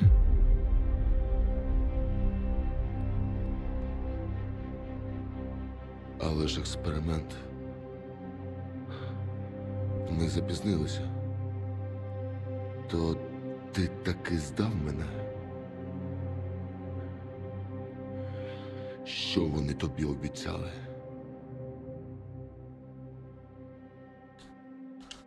Я хотів вирішити свої проблеми.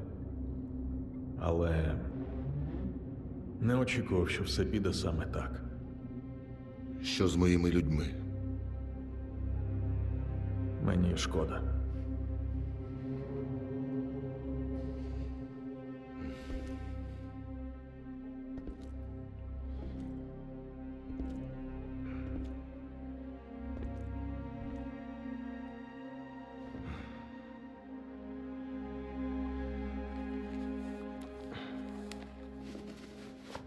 Right, it was cool, dude. Noontide should have been a thing. I don't know why they didn't make more of that as a faction. They just were like, oh well, Monolith are back. But then they were like, okay, you've got all these ex-Monolith dudes hanging out, calling themselves Noontide. They could have made something of that, but it just was barely a Ти thing. якось питав мене про мій талісман. Пам'ятаєш? Це пуста гільза. Нічого особливого. Нагадування про день, коли вимкнулись всі установки. Травень 2012. Військові штурмують ЧАЕС. У моєму секторі Лун та Сова. Основна ціль – квартет.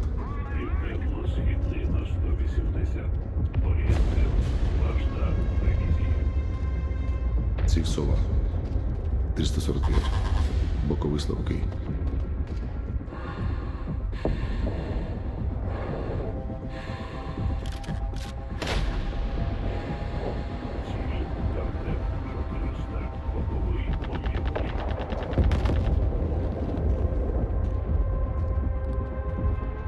Поправка. Дихання. 3, 2, 1. Несподівано. Голос моноліту зник. Я відкриваю очі, ніби прокинувшись після довгої коми. А у моєму прицілі падає тіло невідомого солдата. Він не був мені ворогом. Сподіваюся, він вижив і пробачив нас.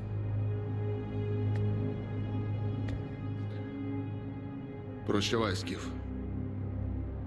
Вибач мене за те, що ми зробили, і повинні зробити знову.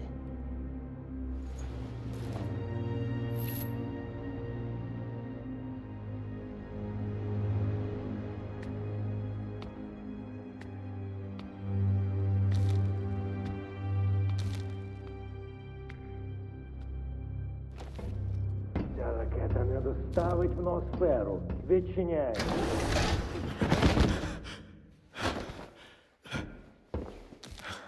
Гадав, ти добра людина, а ти виходить з вартою. Винюхуєш, шукаєш щось. Казав же, безпечніше шукати для нас. I Цікаво. got to do their ending next. Чуєш? Мені здалося, чи ти з кимось... З бродягою. Бродяга? Він що тут? Друже, виходь! Хлопці, може ви бачили? Бродягу! Ну ж бо! Добре. What do you want? Наказали перевірити, чи є життя в ноосфері, так?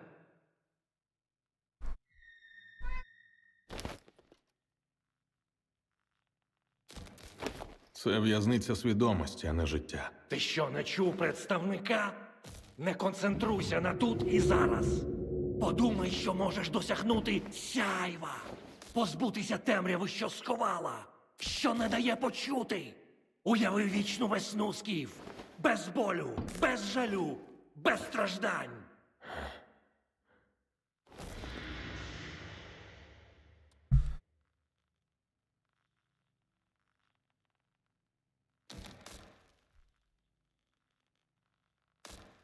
Oh, I can still choose to join him right now.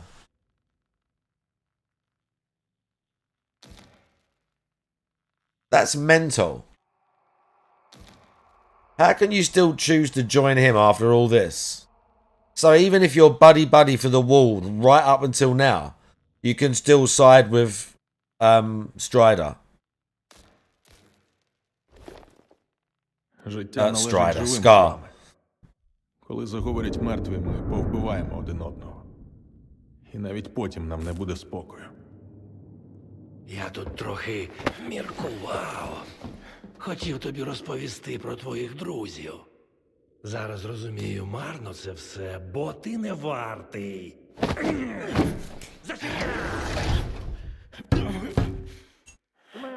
Не прощання, лише до зустрічі. Тож зустрінемось. Yeah, I never sided with him here. That's my next playthrough. I've got to do the spark ending. But I don't know what that is.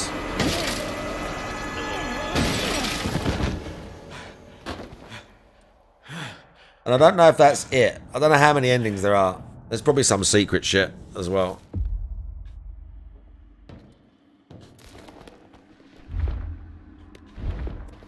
Akuma?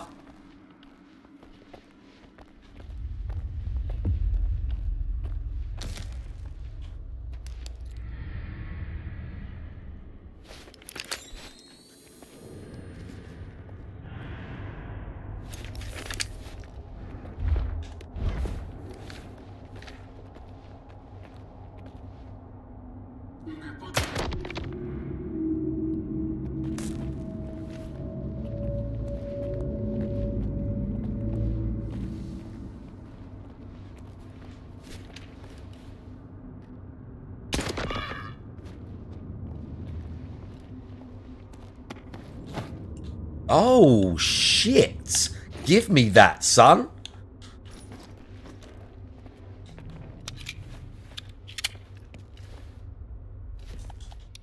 I've already opened the door as well, so I should be able to get out.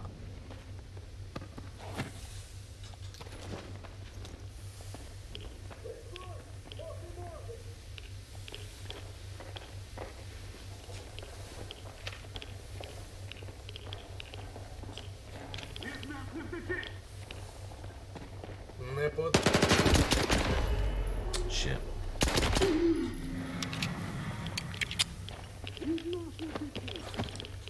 Bro, why are these guys dropping their suits?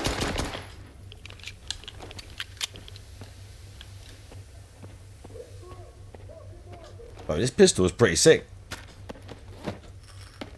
I mean, I've got armor piercing in it.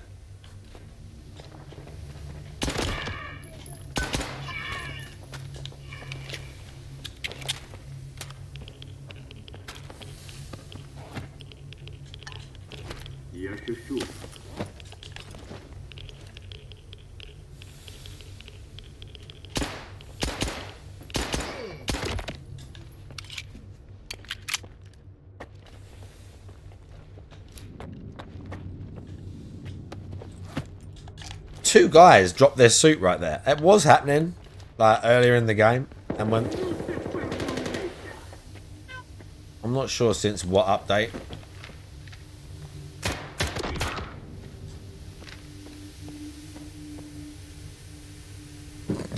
Bro, I've got to go and make a smoke or something. This cat is on one. This cat either wants food or water or both, and he's not gonna stop until I sort it out. The noises that he's making, you know, they do all those like, and they make all those little like half purr noises and shit, but they're like just half talking and stuff with it. He's doing all that bollocks like under his breath. He's meowing at me and then just going. I'm doing all that shit.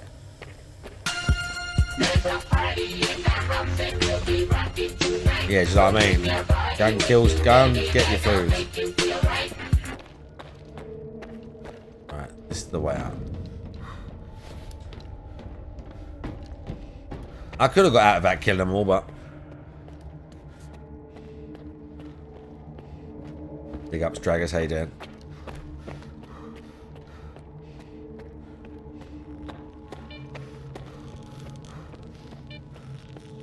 This way was also fine.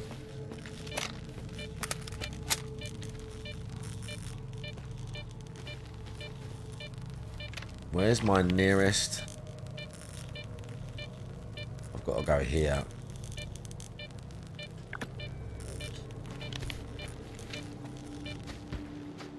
What is it, boy?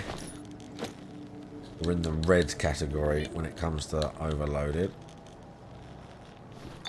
Now we're in yellow, so we can run. No, we're extra slow still. Let's do this, maybe.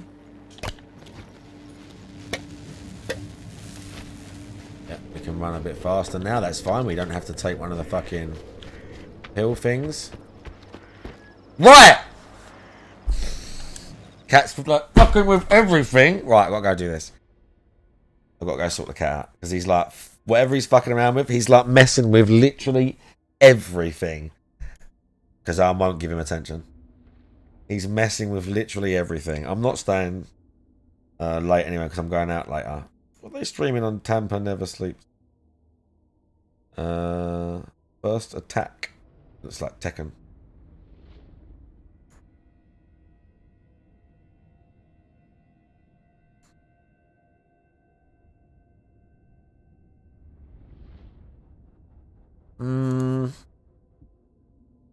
That was pretty good. We got this. Let's do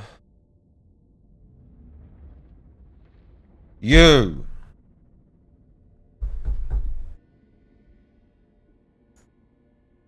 I'll tell you what we're gonna do.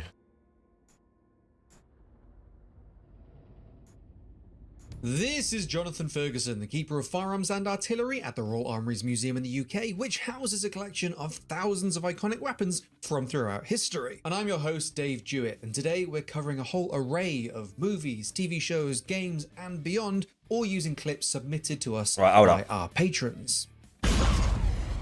This is a mod that Dr. PhD made themselves. Made it for Ravenfield a few years ago. It was one of my favourite projects as I just kept adding more and more secret reload animations, in the end totaling 11 distinct reloads. That's very odd. I've never heard of this game. What is that? Is that Gabe That's Gabe Newell? That might be the memeiest thing I've ever seen in weapon form. These have been a lot of fun to make, and as I'm also seeing a lot of these clips for the first time during our recording session, they can make for some interesting surprises. Also, we now have merch. You can go to expvideo.info or use the link in the description to check out the merch for yourselves. Be sure to check out our Patreon for more information on how you can submit clips to our growing array of experts. But without further ado, let's get into Community Mixtape Volume 2.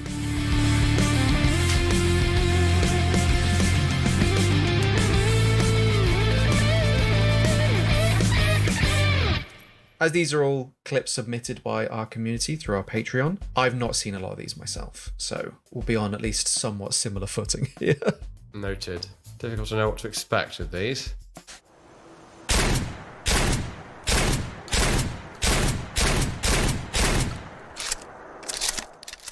Wait.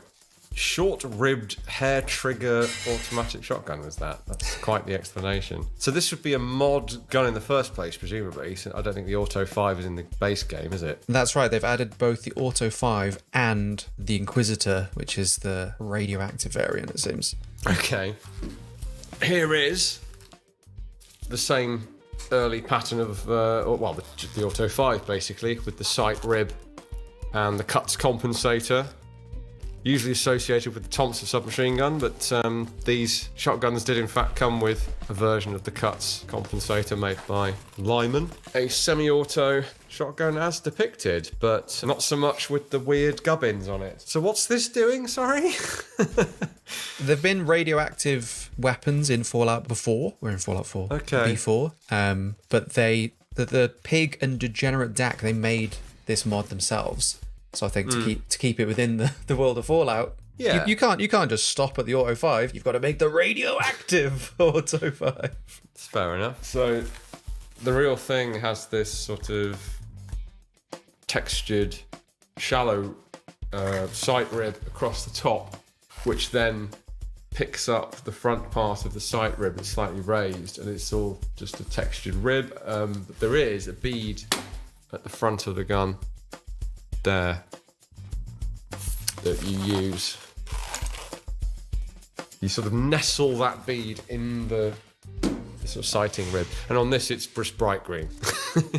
Yeah, it's funny. It absolutely does the job from this sort of plain Jane Auto 5, which weirdly I think sort of does still fit Fallout, even though I dare say any actual period Auto 5 still around in the distant Fallout future would not be in great condition. But the modified version is unequivocally Fallouty.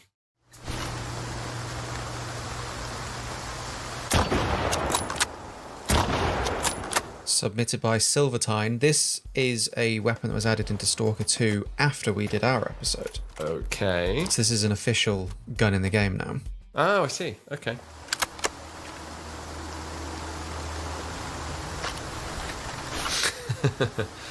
Yeah. Do you know, I was expecting some sort of bubbered Mosin. As soon as I saw it was a Mosin, I thought there's bound to be some modified version. That's relatively low impact, considering what some people have done to Mosin Nagant rifles before. A bit of Picatinny rail and a red dot sight. Yeah, it's practically breathing a sigh of relief at that point. And in all honesty, if you were going to try and use this as a modern combat rifle, that's not an awful thing to do. Just don't do it to historic Mosins, please. I know they made lots of them, but if you bubble them all, there'll not be many left. This is how things get valuable and rare, because people throw them away or they modify them. Everyone does it because no one thinks it's important, and suddenly people go, wait a minute, there's only a few of these left. That belongs in a museum. I'm glad they've added this to Stalker 2. It was a sort of... I mean, it obviously works perfectly, and based on how hefty the mutants are at the very least, I'd hope that this has some stopping power when it comes to those enemies, at least at range. No, honestly, I still haven't played Stalker 2, or 1 actually, but I would have expected that this was just something that was in the game, to be honest. From the start, I mean, you know. It's such an obvious thing to have. Something with a gameplay niche, but also a historic relevance, geographical relevance. Kind of surprising that it wasn't in there to begin with, really. Hello, Jonathan and the EXP crew. Hello. Hello. I'm here at my garden to present my submission for the mixtape. A galvanic rifle. Oh. Oh, wow. That Wow. is so sick. Oh, that's a Mechanicus of Mars weapon. Okay. Mechanicus weapon. It's very M14-y. Well, not very. Slightly M14-y. That's great. That's a really nice print. Obviously, it takes a lot of inspiration from things like the Garand and pieces like that, with a nice steampunk finish to it. Yeah, it does feel a bit more Garand than M14, just because of the lack of protruding magazine. But because it has the kind of drum-looking magazine-y thing, I went M14. But it features a weird bit of Warhammer history, because I think in the Codex it's described as being inspired by the flintlock weapons of Mars, and because it's Warhammer, you don't know if they're if at some point Mars were using flintlock weapons. I mean, in 40k there are flintlock weapons in like sort of low-tech worlds, or it's like misappropriated history, and that the term flintlock has been used in different ways. But obviously, like the wood furniture, the how sort of like the design of it, the artistry of it, feels like an old weapon. But as they mentioned, fires like I think it fires like servitor bullets, which is implied to be bullets that can not think, but you can program as well. So it's that nice contrast between very sort of almost antique inspired aesthetics and then even more highly technologically advanced than Space Marine weapons. It's like the cutting edge of what the Imperium of Man, or what the cutting edge of the Mechanicus can even do. Bullets full of brains, shooting radium, but looks like sort of steampunk Garand or M14. That's making me think, I wonder if there's any truth to what I'm going to say now, which is that, is there an Afghan Jezzail trope creeping in here? Where those are primitive weapons compared to what the British Army is bringing to the fight, but they have this sort of semi-mythical reputation for super accuracy, and, you know, the guys are hiding on sort of ridges and sniping effectively with these potentially very accurate rifles, but look very antiquated. If the Imperium of Man is like the British Empire, then the Martians, I guess, are the local tribesmen with their Jezzails. Is there something to that? This is where we sort of get the Sand People from in Star Wars, I think. It's funny you mentioned Jezzail, because there is a weapon called a Radium Jezzail, which are used by Skitarii Dragoons. Instead of horses, they're these like bipedal, almost like weird walker things. So they're still using the term Jezzail for a weapon. Like, interesting. Yeah, there's a lot of 40k where it's like pieces of old history that they've either misunderstood, or, you know, like all the different words have become combined over 40,000 years of history, but are still harking back to that. Well, we've already seen, you mentioned the word flintlock, you know, maybe taking on different meaning in the future. It's perfectly possible, because we already have quite a few people will look at a percussion weapon and call that flintlock, because it's, you know, it all goes down the front and it's a flintlock, even though there's visibly no flint on the thing. So we're already at the point where people are starting to not know what a flintlock is and apply it to something else. So that's perfectly plausible as well. Fantastic prop though, I loved that. Well, that's really well done, yeah. Now I want one. Well, if you ask nicely. Excuse me, I have a Discord message to send. Hey, it's a Johnson. Insert joke here. I recognise the name from last episode. Do you remember the Zip ship gun from last episode? Yes. That was their creation, so I'm bracing myself now. Yeah, I'm going to have to get around to covering the Johnson on the Armory's channel at some point. Rifle and machine gun. It's a very interesting, very cool rifle, and there's some British trial stuff I can look up on it as well. Loads, as you see there, into a sort of rotary mag with chargers, with clips. He's chucking that in the bin though. That's worrying me. Oh, there we go. That's why. Because there's the ruined version, inevitably. I think they call it modernised, but that's fair. No, it's ruined. That's an Alan Partridge quote, I think. It's ruined. Is that when Orange Juice fills his buckets full of Bond VHS? I think so. Yeah, they're ruined. One of our deeper cuts? It's so deep I didn't even know what I was saying. Just remember the turn of phrase. Yeah, this is A for effort, but does disturb me slightly. But then I suspect that's the point. I think the worst thing about it are the rail covers covering rails that can't possibly do anything. I was about to say, for some reason, the rail covers are the bit that's making me wince most. Yeah. Just think this could be the M1941 A27. I tell you what, though, there's some thought here. Bear with me. With some of this customization or inspired customization, the Johnson wouldn't clash as a Star Wars gun. No, well, yes it would, and for one important reason. Picatinny bloody rails. No, not this one, but compare it to the Space AK. Okay. But you use it as the base of a Star Wars gun. You might be on something. No, absolutely. But don't, because they're relatively rare, so please don't go butchering them for Star Wars. No, I thought you meant as in it would have to have some... It'd have to be festooned with some nonsense in order to pass in Star Wars, and the only thing stopping this from being that is all those Picatinny rails, because why would space guns have Picatinny rails in the distant past in a different galaxy? Which is why I don't like the E11 variant from Rogue One, because it has bloody Picatinny rails on it. Because it either has Picatinny rails or it has just a flashlight attached to the side for reasons. Anyway, suffice to say, my failing memory aside, yeah, not a big fan of Picatinny rails where they don't feel right, and this thing has just so many of them. I just realised they're putting stripper clips in Yep. for to expedite their reload later. Oh, as in inserting them in and they're hanging out the side. Yeah, so when it comes to reload, they could just wham. Yeah. Send them in. That must be a behaviour that they've learned from playing the actual game, because that's not how stripper clips work. They will naturally fall out if you do that. I haven't tried it with a Johnson, but I don't think there's anything that would hold it in place in the way that we're seeing there. I do like this side-by-side comparison of just how ruined the gun is, like with that afterthought pistol grip added onto the semi-pistol grip of the start. That's horrifying. The Magpul angled foregrip, the too many scopes. He's really giving us some beauty shots of this thing. Yeah. And there's a suppressor, big square suppressor on the end as well, I think. I even glossed over that. The sublime, the ridiculous.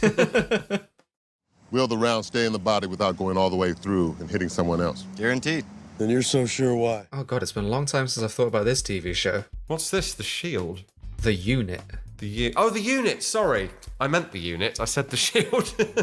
Yes, I did watch this. Sir Harold submitted this. The notes say because they're discussing mercury bullets, which has come before. I filled the central cavity of the bullet half full with mercury. So when the round is fired, the mercury sets to the rear of the bullet. Then on impact, it slams to the front, where it meets the nose of the bullet as it comes crashing to the rear. So all that energy, like a ton and a half, gets dumped in the target on impact. Whoa, say that again. So all that energy, like a ton and a half, gets dumped in the target on impact. All that energy, a ton and a half. A ton and a half of energy? Energy is not measured in tons. Is that metaphorical? Let's continue. Then on impact, it slams to the front, where it meets the nose of the bullet as it comes crashing to the rear. The mercury crashes into the nose of the What are they talking about? Right. Normally, mercury bullets are about poisoning the target, which is sort of dubious as well, but that's the usual way in which mercury appears. Like heavy metal poisoning, but also terminal ballistics of a bullet. This is a normal issue round. Should give you through and through penetration. The jug on the left, if you please. Does he need those binoculars? What? He was like 30 feet away. I'm sure I watched all of this show and I do not remember this. Oh no, wait, I think I only saw season 1. How many seasons did this thing get? This is from season 3. Yeah, okay. When the subjects of mercury bullets came up in the last community episode, my mind instantly went to this episode as one of my favourite cheesy TV shows, The Unit, where they use mercury rounds to try and stop a full penetration while using snipers. So they're trying to underpower their cartridge? This is absolute flipping nonsense. Like, for what? Yes, as you say, why does he need binoculars for a target that's like 20 meters away or whatever it is? It might be further than that, but that's what it looks like.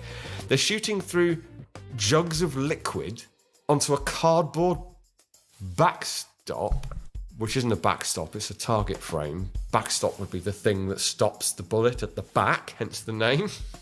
Also, the cardboard has been shot from the other side. Yes, it has. I mean, it's all been shot from the other side. It's it's blown out towards us. Also, if they're trying to dump energy so it doesn't overpenetrate, you're sort of throwing off your science by doing it from 20 yards away. Yeah. He's having a flashback. Bob, we've got nonsense to do. Get on with it. Stop reminiscing.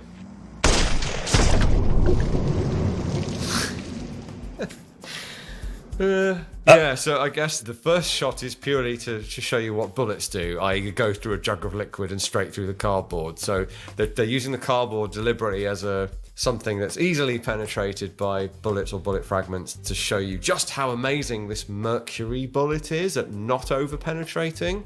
There is absolutely no way. Like, the explanation defies logic and physics, as far as I can tell. Let's say for a moment that a small jug of water is in any way an analogue for the human body, which it isn't, by the way. Why aren't they using ballistic gel at least? Then you need something that is going to fragment early on in the wound track, and therefore the bits do damage, but they probably stay in the body.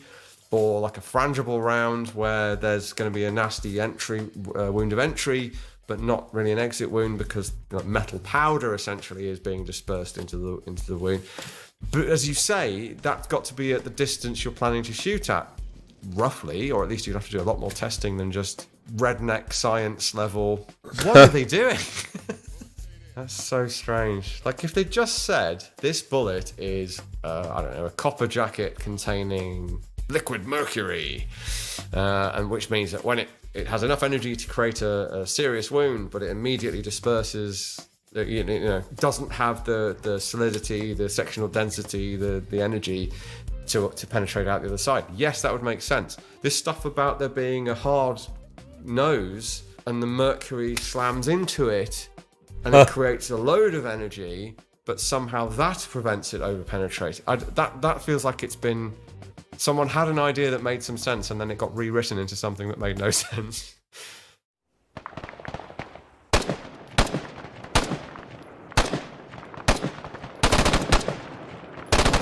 Oh, it does always make me uncomfortable, that weird wrist angle that you get in. Not just Arma 3, wrist. a lot of games, but Arma 3 might be the worst for...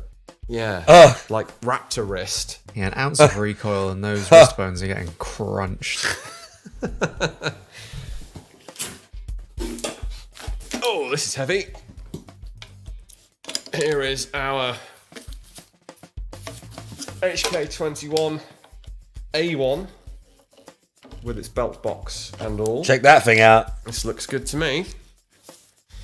Yeah, iron sights look good. I'm not sure about there's a Oh, ring what's that one around like? The aperture that I think is just meant to be wear. There might be a little bit of excess of wear on the iron sights there, or it might be modelled from one that's been through the ringer a little bit. Don't know if I can make a direct comparison with ours actually. What do we think O's favourite gun is? is? A1. We do have a non-A1. So if anyone Probably like Mosin, needed us isn't to it? do Like a they've been talking detailed about him. comparison, He probably loves a do bit of that. But Yeah, this is from the Global Mobilization DLC. He probably got some like family all heirloom. 1980s vintage His uncle's firearms Mosin from or Stalingrad or weapons some used in shit. the He Cold killed War. like Inserting the belt is quite 27 fudged, Germans with it. so it sort of just appears. Like, but carved his there's name like into nice the butt detail and of he them passed pulling it down. through the other side of the weapon. yeah, I mean, as we know, there are limitations often to what you can do. Yeah, I think those limitations are definitely front and center because this is a creator DLC, so I'm not sure What's your favourite level gun? of tools that they have access to. But it's quite extensive. They're like the uniforms, the vehicles, the weapons that are in that DLC. It's and it's a good one to have because Arma 3, the base game, isn't super historically accurate. So when you want a more historically focused skirmish, things like Spearhead, SOG Prairie Fire, Global Mobilization, I'd love all of those DLCs because it goes back to the sort of authentic weapons and settings. Slightly odd looking EM2. Not sure what's going on with the pistol grip. So this is a modifiable version of the EM2. H3VR has an EM2. There's a mod version that makes it modifiable. Okay, I'm just trying to think where it's got hang on. That pistol grip, is that not on like a Call of Duty version of the EM2 or something? Oh, I'm sure I've yes. seen it somewhere. I think you're right. So this looks similar to the Black Ops Cold War EM2. Has that Yes, bow. that's right. Yeah, the knuckle bow, which looks like the Arctic trigger on the real EM2, but isn't. And then that weird Well, he shaped knows everything. checkered This geezer. pistol grip. He's like, I'm he sure knows their it all. modifications will be very reasonable.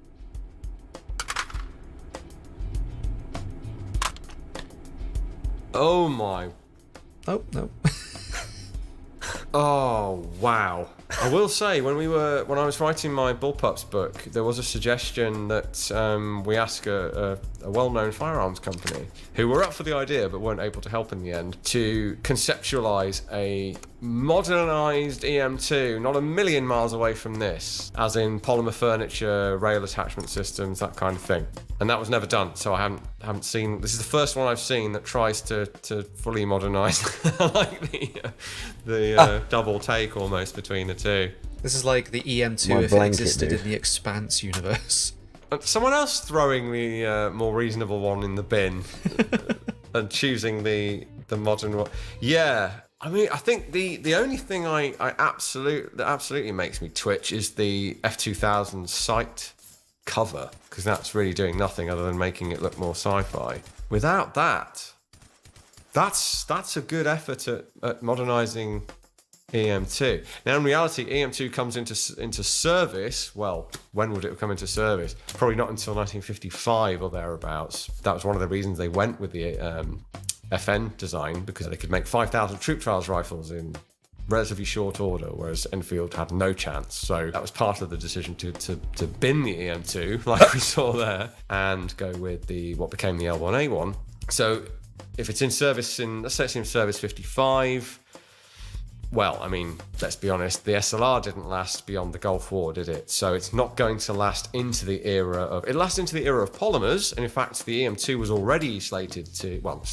They did a study on a polymer furniture set for it in the early 50s. So they were always probably going to go to polymer at some point. So let's say late 60s, early 70s, it goes to the black nylon polymer that's on the SLR. That already makes it look pretty different. They could have changed out the optic to something different. A couple of different magnified optics for the SLR that appear later. What we're not going to see is Picatinny rails and suppressors and things like that, because realistically, this thing wouldn't even have lasted as long as the SLR did. It's more complex, less robust, more expensive.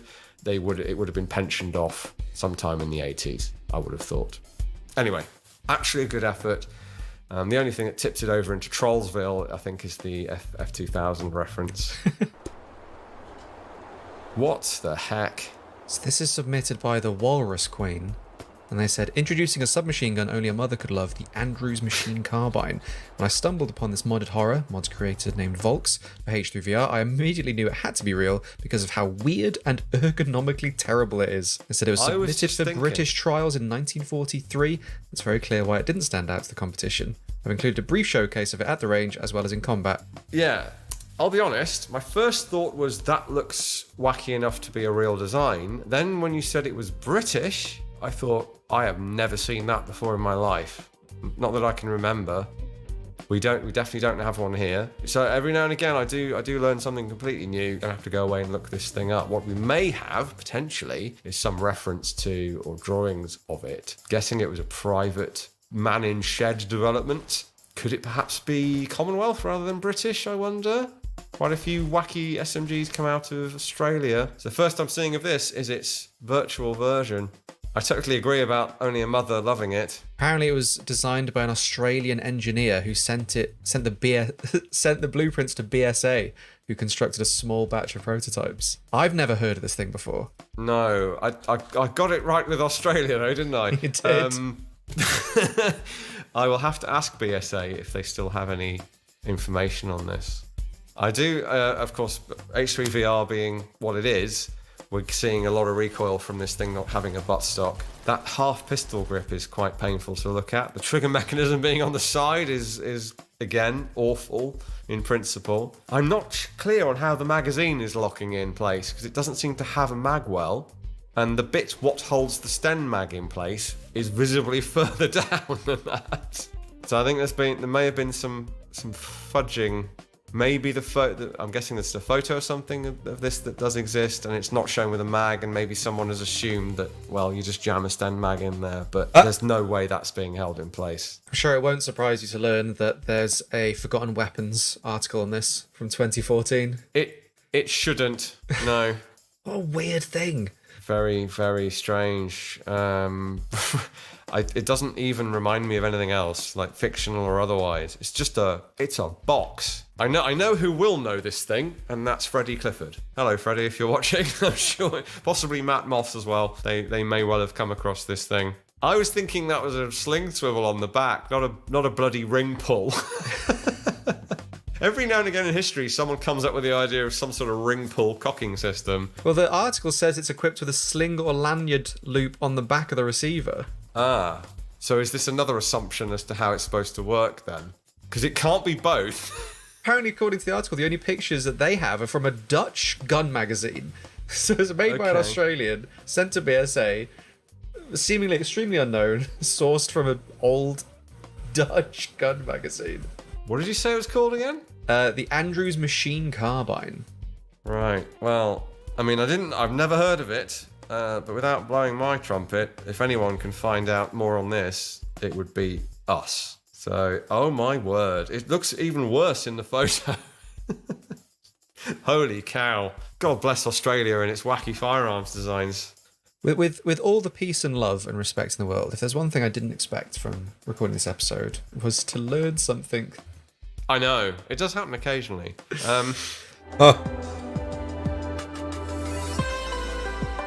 So I'm looking here at, it says Robinson modular rifle. Is this a reference to the Robinson XCR then? So the notes that they sent over, this is the Robinson Armament XCR from the game Girls Frontline 2 Exilium. The reason I picked this is mainly because the character that wields it is very popular. The rifle itself is pretty unique. Yeah, so I was a little thrown because it didn't look like how I remember the XCR, but it has been through a few different permutations since it first appeared. What sort of Gooner game is this? Alex Robinson. He's visited the collection before. It was a candidate for the American SCAR program at one time. It's somewhat popular in the civilian world. People have been trying to get us to look at Girls Frontline Demi and Hayden. in one form or another They for have. literally years. They've managed to sneak it in. I did not expect the Robinson XCR. Gooner XCOM, yeah. I know that the game has some extremely obscure firearms. So she's got spare magazines on robot arms. Actually, I like that idea. Well, it's sort of not a million miles away from Tomb Raider's belt. Exactly what I thought of and was going to mention. Yeah, I mean it's substantially more silly than that, I would say, in that they're just kind of flapping around. But well, I hope you're happy with yourselves. You finally got me to talk about Girls Frontline. Happy? No, they won't be. They'll want more. They'll want more. They will, and thanks to you now. Only for added fuel to the fire. Yes, indeed. Sneaked it in there. I was not prepared for it. Steam sail launcher. Are you familiar with Steam sales? I am very familiar. It's the only way I buy any games.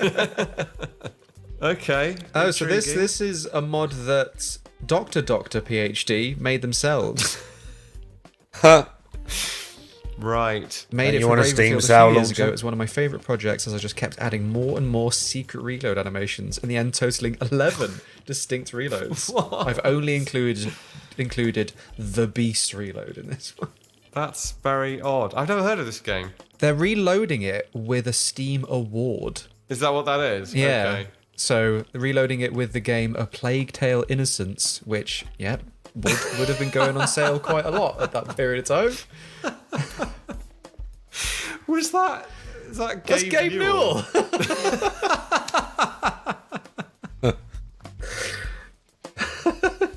You got Gabe and jump scare at the end there. That's very strange. That might be the memeiest thing I've ever seen in weapon form. That's very good.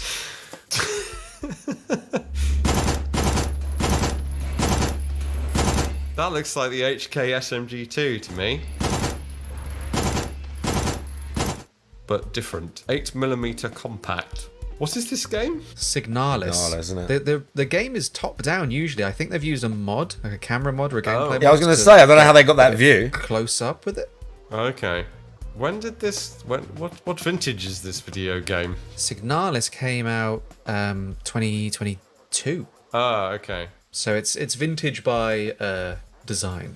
Yes, early 3D style. Although that's... I never finished that. I got really far in that game. I didn't get stuck or whatever. I just... within the medium of like 3D pixel art, which is essentially what this is. I just like That's, stopped playing it. I solved a those are bunch of the actually quite puzzles and that. scary. So I think this is the default sort of camera position where it's up high. Oh yeah, yeah. I think I can see the vibe they're going for, like a Resident Evil, Quake, System Shock kind of. I was intrigued, but now I feel like this might be too spooky for me. Yeah, I was having the same roller coaster there. It's like all cool guns, cool aesthetic. Oh, weird shadow people coming at me. No, thank you. Yeah, especially in third person. I love that the fire control markings are just a single pixel. That's all there's room for. Yes, but then that's the sort of genius, really, is that what you can suggest with just a few pixels, which back in the day is all they had to do, and now people are choosing to sort of limit things. I think the recoil's maybe a bit excessive for what in reality should be a 9mm Parabellum submachine gun. Rate of fire's quite low as well, but I think the that historic prototype does match the vibe quite well.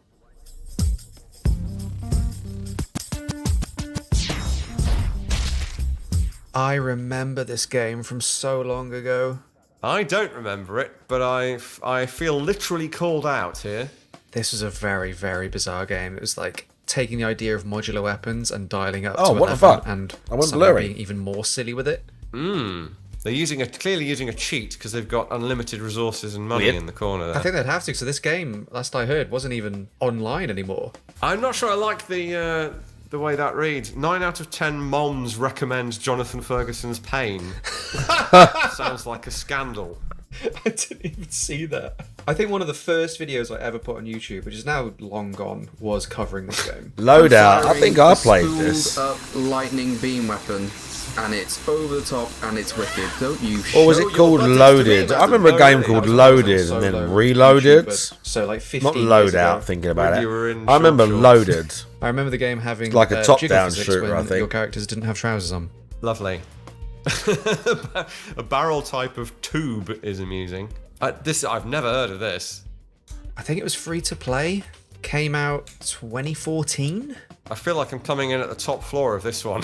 Yeah, I don't know what the actual gameplay looks like, but I could almost see a sort of worm-style combat game having this sort of weapon design aspect to it.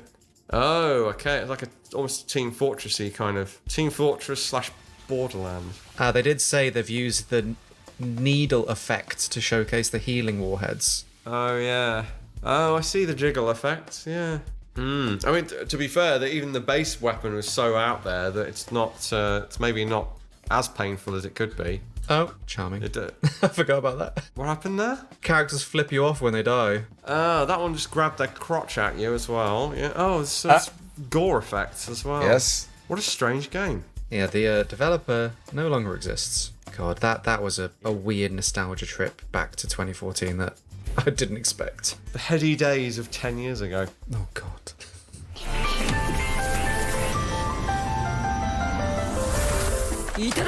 What on earth is this?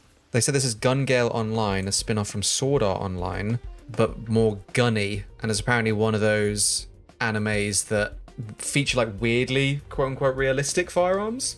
So we've got a PP19 Bison and a pink P90.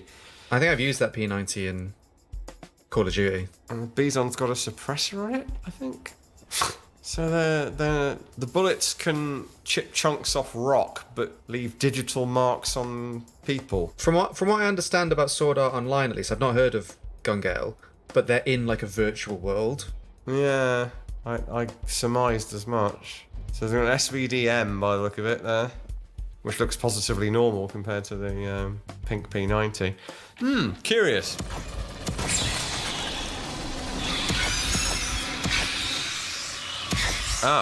Oh, cool. There's a modernised version of the Alien Rexim Favor SMG-based laser pistol. I remember us talking about Aliens Fireteam Elite a long time ago. I haven't played it for a long time. Definitely had some fun with it. Keep your eyes peeled on the Royal Armoury's YouTube channel in the next few weeks, put it that way. I always do, Jonathan. Might even have come out by the time we see this one, I'm not sure. I think, and this was a criticism I had of Fireteam Elite in general with its weapons, is that the weapons are a bit too abstracted from their source. Oh, and this is like a Chris Vector. So art is imitating art, because we now have a Chris Vector pulse rifle in Alien Earth as well, which I'm sure has nothing to do with this. But yeah, I think that's... I've got to sell some of this recognise armour, that I it don't was need it meant all. to be based on the laser pistol from the first Alien movie, but I think it's too different, really. This thing... So they said when Autumn submitted this, they said this was their loadout. 4C2 Astra is one of the new designs from the game from the manufacturer AlphaTech. Thought it was a cool design. The burst fire mode is a little odd since it actually fires continually as you hold down the trigger. So it's automatic, but in chunks of 3. Yeah. It's not really burst if it continues to burst after you keep the trigger held down. Well, I guess the end result is, in theory, the same, but I haven't heard of anyone doing that. Because, yeah, the idea is you remove the thought. You remove the need for a brain from the process, and you just hold trigger till gun stops, then let go and pull it again. It doesn't really work as well if it just carries on firing. Biggest problem for me with any Alien game is I don't want to use anything that isn't from the movies. So I would probably not use that loadout, but it's fine. And yeah, weirdly enough, it turns out there's a Vector in in the past that looks more like a pulse rifle because we have different alien creators not talking to each other, which has always been the case with games versus movies and everything. Amazing. So now we have the TV series almost off in its own little universe. Right, anime girl shooting again. So the notes that we got for this anime can sort of be summarized as anime John Wick at home. Okay. Apparently the protagonist uses non-lethal ammunition, which is more inaccurate, so focuses on dodging instead. Guess my main question there would be why. I don't know, but I'm sort of vibing with the soundtrack. Did she just take out the guy with a ballistic door? Yeah, effectively. Yes, how is it not hitting her? That's interesting. Do we know how these non-lethal bullets work? So the notes that were sent over said that they were rubber bullets. Okay. Like some sort of simunitions or something, you could do that. I don't know why you would, and you'd probably just get shot. Because people have different pain thresholds and a lot of motivation to not die or get captured or whatever. So, not recommended. There is quite an extensive IMFDB page. Not recommended, yeah. I mean, Is there? There are so many gun-focused animes out there now. It's interesting seeing so many back-to-back and like out of context, because the thing that just comes back into my brain is how faithfully they like to illustrate them. The Japanese fascination of firearms making its way into anime. But that's been a thing for years now, so it doesn't surprise me that there's been a few that I've never heard of before. Yeah. It's reminding me that I need to watch more anime. I've just finished One Punch Man, didn't have any guns in, but you know, the space is now opened up. Well, we definitely have the center axis relock thing going on, so I can see why they referenced John Wick there. And I think the gun has a standoff device on it because there's so much close quarters stuff going on. Yeah, I wasn't paying attention to what sort of pistols they were using, actually. So I failed at my job. Apparently, it's a Detonics Combat Master. Oh, okay. Yeah, I think I was distracted by the strange fighting and lack of wounds and general anime-ness of the whole thing. Hold my hands up there. I was not in an analytical mode there. Obviously, the AKs were a little funky looking, I will say. So the fidelity was not quite there for me on what I was paying attention to.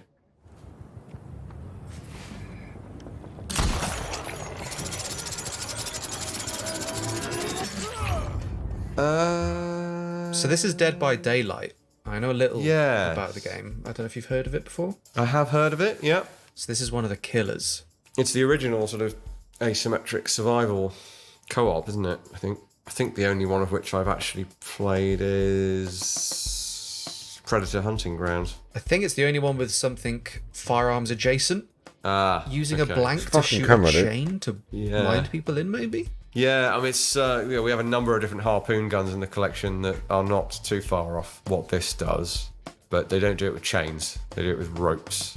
Okay, so he's got like a bayonet thing on it as well as the harpoon that he can launch. I guess it's a little bit like the Greener Martini harpoon gun, only much more industrial looking and with the big crank handle to reel it back in with. It's interesting how that kind of stereotypical horror movie slasher killer. I mean, job's in the name, isn't it? Slasher. They very rarely use firearms, so something that is essentially an edged weapon launcher sort of makes more sense. Especially got the No Country for Old Men dude with his suppressed shotgun thing, and the bolt gun, which is a bit like a gun, sort of. But typically, unlike in real life, there isn't a huge amount of cinematic murder done with firearms. Well, there is, but not in that sort of milieu, if I can use that word. I think edged weapons or blunt weapons are sort of just things that require the slasher killer to be that close. Yeah. Just play with the horror genre a bit better. Otherwise, you're just a hitman.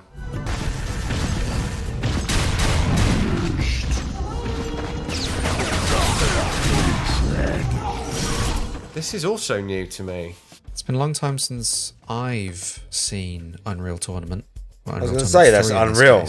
Yeah, that's a version of played Unreal. The I first wasn't sure. two games quite a bit. Apparently, the Enforcer is the default weapon that you spawn with, an all-time classic weapon that can trace its lineage back to 1998 with the original Unreal game. Okay, I'm struggling to I remember like what the pistol sniper looked rifle, like in the obviously. original. I liked the flat cannon in The Unreal. weapons description in game is pretty strange. And will likely I also give like the Jonathan one some that kind of shoots the mental razors anguish. things I that think we missed ricochet. that, That was in the Yes, I did not see a the description. first game. For decades, the Enforcer Not pistol sure if that was was in the combat all of sidearm the- of choice. Veteran soldiers this appreciated doesn't the look like the original lightweight Unreal handgun's tournament. power, accuracy, and balance. Side-fed magazines provide greater capacity while balancing the shooter's aim when wielding two pistols. With a deadly accurate semi-automatic mode and a selectable burst fire mode, the Enforcer is back, and the modern battlefield will never be the same. Little bit of word salad there, isn't there? The side magazine giving you more capacity? No. Certainly not as depicted. That could easily be on the bottom of the gun and not stick out any further than that. The original reason for a side-mounted magazine is really so that you can shoot from the prone position more easily and have a moderate to high capacity. I think this design is a bit busy for me, I think. There's a bit too much going on without any real obvious need for it to. But it certainly looks futuristic. I must admit, in the preview, I thought it was some sort of, at least like a submachine gun or something, or something bigger than it is. Well, the note about dual wielding and that the side magazine providing balance to the shooter's aim while wielding dual pistols, I looked up some of the dual wielding gameplay, and I don't know if the writing has allowed them to just flip the model, so because both magazines are pointing towards the center of the screen. I knew they would be. As soon as I heard that about the magazine on the side for dual wielding, I thought there's no way they haven't mirrored it for that. I'm annoyed I didn't say that now before you, but as soon as I pictured it, I went, well, yeah, it's going to have to look like opposing guns. I mean, balance? Like a magazine on the side, famously, and this is actually over-egged, I think, but people will criticise that for unbalancing a weapon, as opposed to one hanging off the bottom or even one sitting on top. I think that's over-exaggerated, but at the same time, that balance is not why you put a magazine on the side. But at the end of the day, it's a science fiction game. The carry handle sight rail thing is also a little questionable, I think. Like, it's too small to be a carrying handle, and the gun's too small to need one. So is it just a riser for iron sights? Again, it has iron sights on it. Not sure why you would have iron sights on this thing when you could just have a futuristic red dot.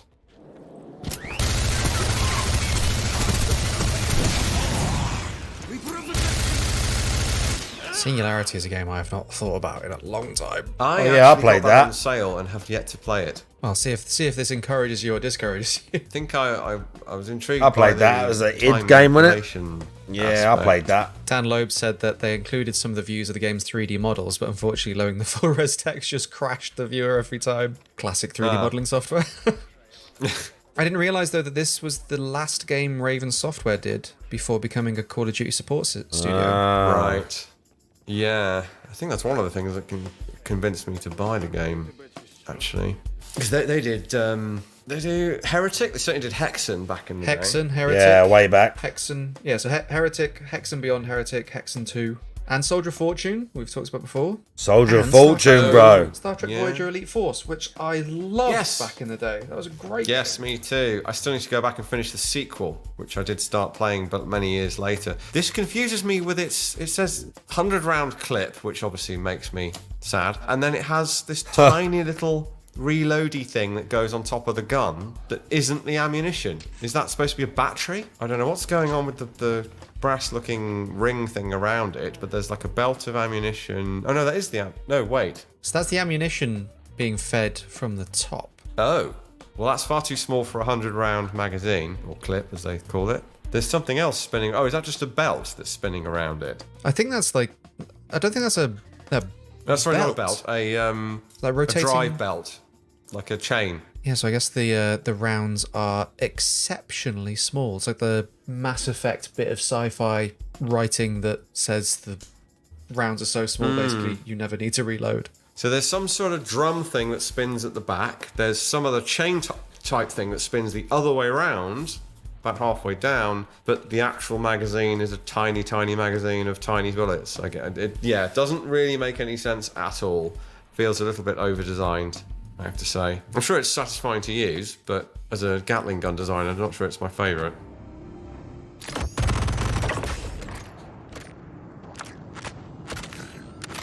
So So ICEA have submitted the F-55 LMG from Star Citizen, one of the more interesting firearms in the game, as it's a combination of LMG and minigun, fires 5mm bullets, and has a magazine capacity of 150 rounds. Strong recoil, not advised to use it at a greater distance more than 30 meters. It does combine both sci-fi tropes of a redundant knucklebow trigger guard and a thumbhole stock. That's how you know it's really futuristic. Oh, I see. Okay. So it's like a rifle format minigun. It's a pretty design. It's maybe a bit over, like that flick out arm reloading thing is like, reminds me of the Gears of War Lancer with that weird kind of flappy thing that flips up and sort of slaps the mag in or holds it in or something, but feels a bit redundant. This is similar to that. According to the Star Citizen wiki, the mass of this thing is 10 kilograms. Okay. That's some lightweight future materials. 10 kilos is a lot. I mean, admittedly, it has multiple barrels and presumably breeches, which would make it heavy. But yeah, should we not be making things lighter by this point? It does look bulky and heavy. Like if you made fucking this heavy, in dude. In the present day, it absolutely would weigh something like that, I'm sure. But I would hope things are a bit lighter. Swinging that thing Because around. of the size of it and the number of barrels, it was actually lighter than I anticipated it being. Yeah, I mean, when you think that this would have to functionally weigh the same as a minigun, yes, it is lighter. But given how slim it is and how wieldy it apparently is, yeah, interesting. You can argue that one either way, I think. And I'm not really sure how telling you how much it weighs helps anything.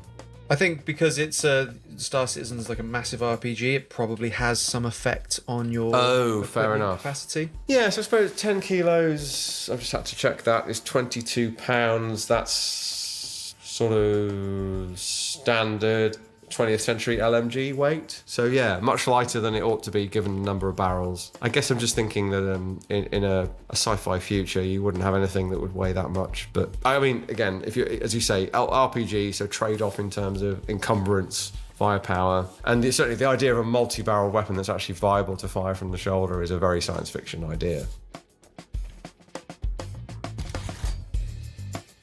So remember the Thompson that was converted from an MP5 in Black Ops 6 previously? The original base model of this, which, I mean, I don't think there's any of it that you can still see, was the Black Ops 6 Model L. But I think they've really just done away with that base model and just imported an STG that you can customize. Oh, well, that's confusing. It's getting more confusing. I mean, even the STG bits are, I'm sure we covered this before, but all the proportions are wrong for the real thing anyway. Like, I don't think anyone's going to sue Activision over the design of the STG-44. I could be wrong. Oh, yeah. Oh dear. Oh, that's an unhappy looking thing. There's not a lot of STG left in that, is there? There isn't. Although, I only learned recently, I'd assumed it was a Photoshop, but there was a folding stock STG design. I don't know if any real ones exist, but it was certainly designed and intended for... the fucking crosshairs in this game now. It's because the image that's out there is a Photoshop, so I just assumed that someone had made it up, but it's based on a real concept. But this is not, needless to say. Look how they especially massacred not the my underbarrel boy. crossbow. This is fairly heinous, I have to say. Fairly is quite kind. Yeah. Yeah, no, it's awful. Jesus H. Thanks. What is that game now? Oh, a Discworld gun. That's cool. Like a harmonica. Oh, that's the gun. Weirdly, it looks like the gun. That's the gun. Reloadable chambers. Yeah. Like a Treebee or something. But it has centerfire cartridges with Yeah, extremely long interesting. bullets behind it. The description they sent was, this is a scan of the back cover illustration of the 1993 Discord novel Men at Arms. Men at Arms. I've read that. The guards ones are the best. Men at Arms, the main baddie, that is he's got a gun, basically. There's no guns, there's no I don't think they have cannons or nothing like that. This world's just fantasy and all swords and shit. And the guy is he's killing people, but he's got a gun thing.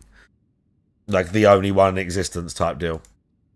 Which depicts the Gon The from Gon, the story. yeah, see? Is the first and only handheld firearm in the Discworld, at least from when the story was set, and its existence is known by very few people. Yeah. Prior to the book, it was Carrot ordered to be smashes it at destroyed, the but end. was instead kept by the Assassin So Guild no one Museum, can have it. where it's stolen from the start of the book. The illustration is inconsistent with the description of the gun, with one important detail. The illustration shows a set of cartridges, but the scenes where someone reloads the gun describes it as a breech-loaded firearm with charges in paper jackets. I mean, I'm guessing it also doesn't explain the weird dragon or lobster creature coming out of the muzzle. But that looks like a dragon that's climbed into the barrel. Yeah, odd.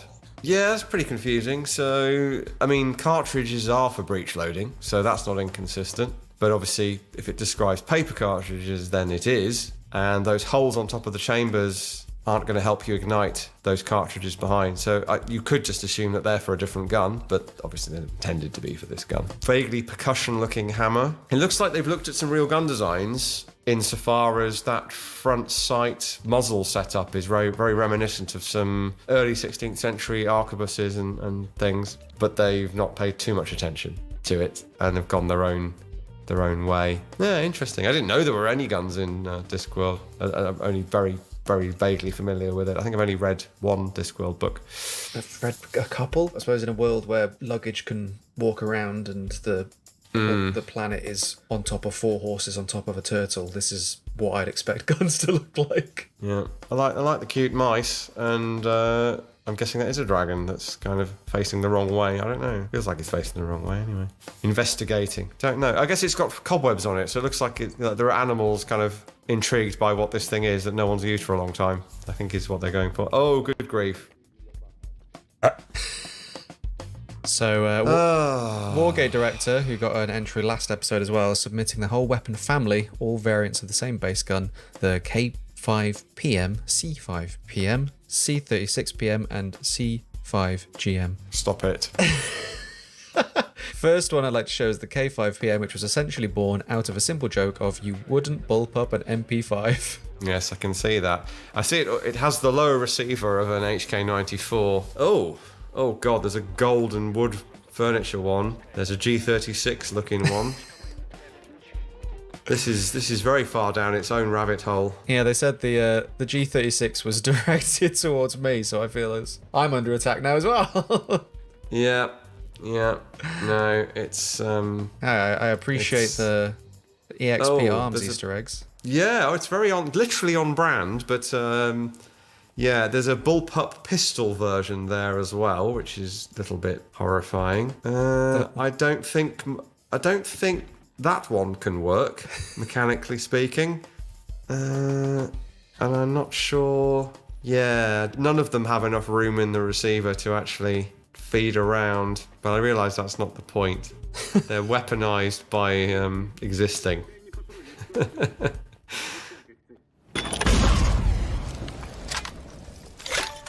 Please stop sending me these things. No, not really. It's definitely unexpected compared to the the normal format where I have some idea of what I'm going to be presented with. These are very much off the wall, left field, and sometimes targeted at me directly. So thanks. It's sort of nice to do one more before I very briefly just put a toe into your shoes in this as well. Obviously I record this is the bulk trouble. of the gameplay for most episodes, not all of them. Being surprised by stuff is a lot of fun, and got a creative community from the random things that they've submitted to the stuff they've made. I am gonna need a galvanic rifle now. Yeah, even the stuff that I've criticised is creative. Or if it wasn't created by them, something I hadn't seen before. Honestly, I don't think I've seen any of this before. So well done. We'll do one more before I go out. Let's do. I've watched a lot of these now, both on stream as like BRBs and just in general. Doom the Dark Ages for some reason is their most viewed. Black Ops and shit.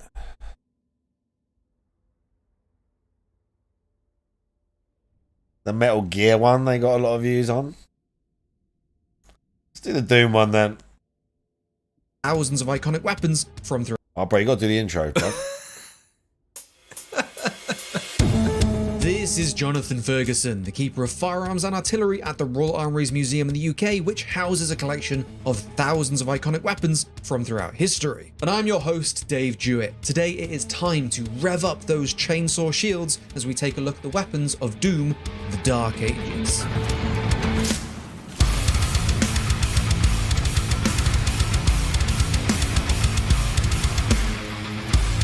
Now this weapon. Oh boy. Now this is already legendary. Seems to tremble with anticipation, hungry for the carnage to come. Normally these weapon descriptions are kind of either, whatever, or, oh, that's silly. They've said. Oh yeah, you can't see it's just loading the skulls into glorious metal nonsense. Sorry, Stalker's there. For it. You have to just deal. If you enjoy this kind of content, make sure to like the video and subscribe so you don't miss out on next week's episode. If you want even more, you can find 18 extended episodes over on our Patreon, including an extended edition of this Doom the Dark Ages episode. Plus, you'll be able to watch next week's episode 1 week early. Now, prepare to launch the Slayer as it's over to Jonathan. Brub's got a Doom helmet, check him out. Dude showing his geek credentials off. There he is in his somewhat medievally looking armour. He's in God mode by the look of it.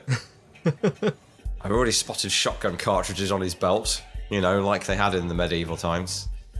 And a massive gun. Launching. They're literally shooting him at the enemy. That's right. That's a bit silly, isn't it? Dynamic entry, I think that's what you call it. Wow. Of course, now everything has to be one-handed because of his shield getting in the way. Yeah.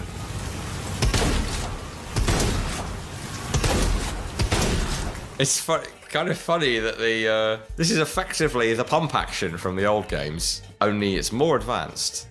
Oh, I like the Da Vinci style artwork. I guess I've seen that before, but not this. Forged from the embers of Earth's primitive technology. Weaponry, sorry. When is this in the timeline? So it's still somehow the future. It's the future. Or at least an alternate universe. Oh, I look forward to the wikis trying to make sense of this.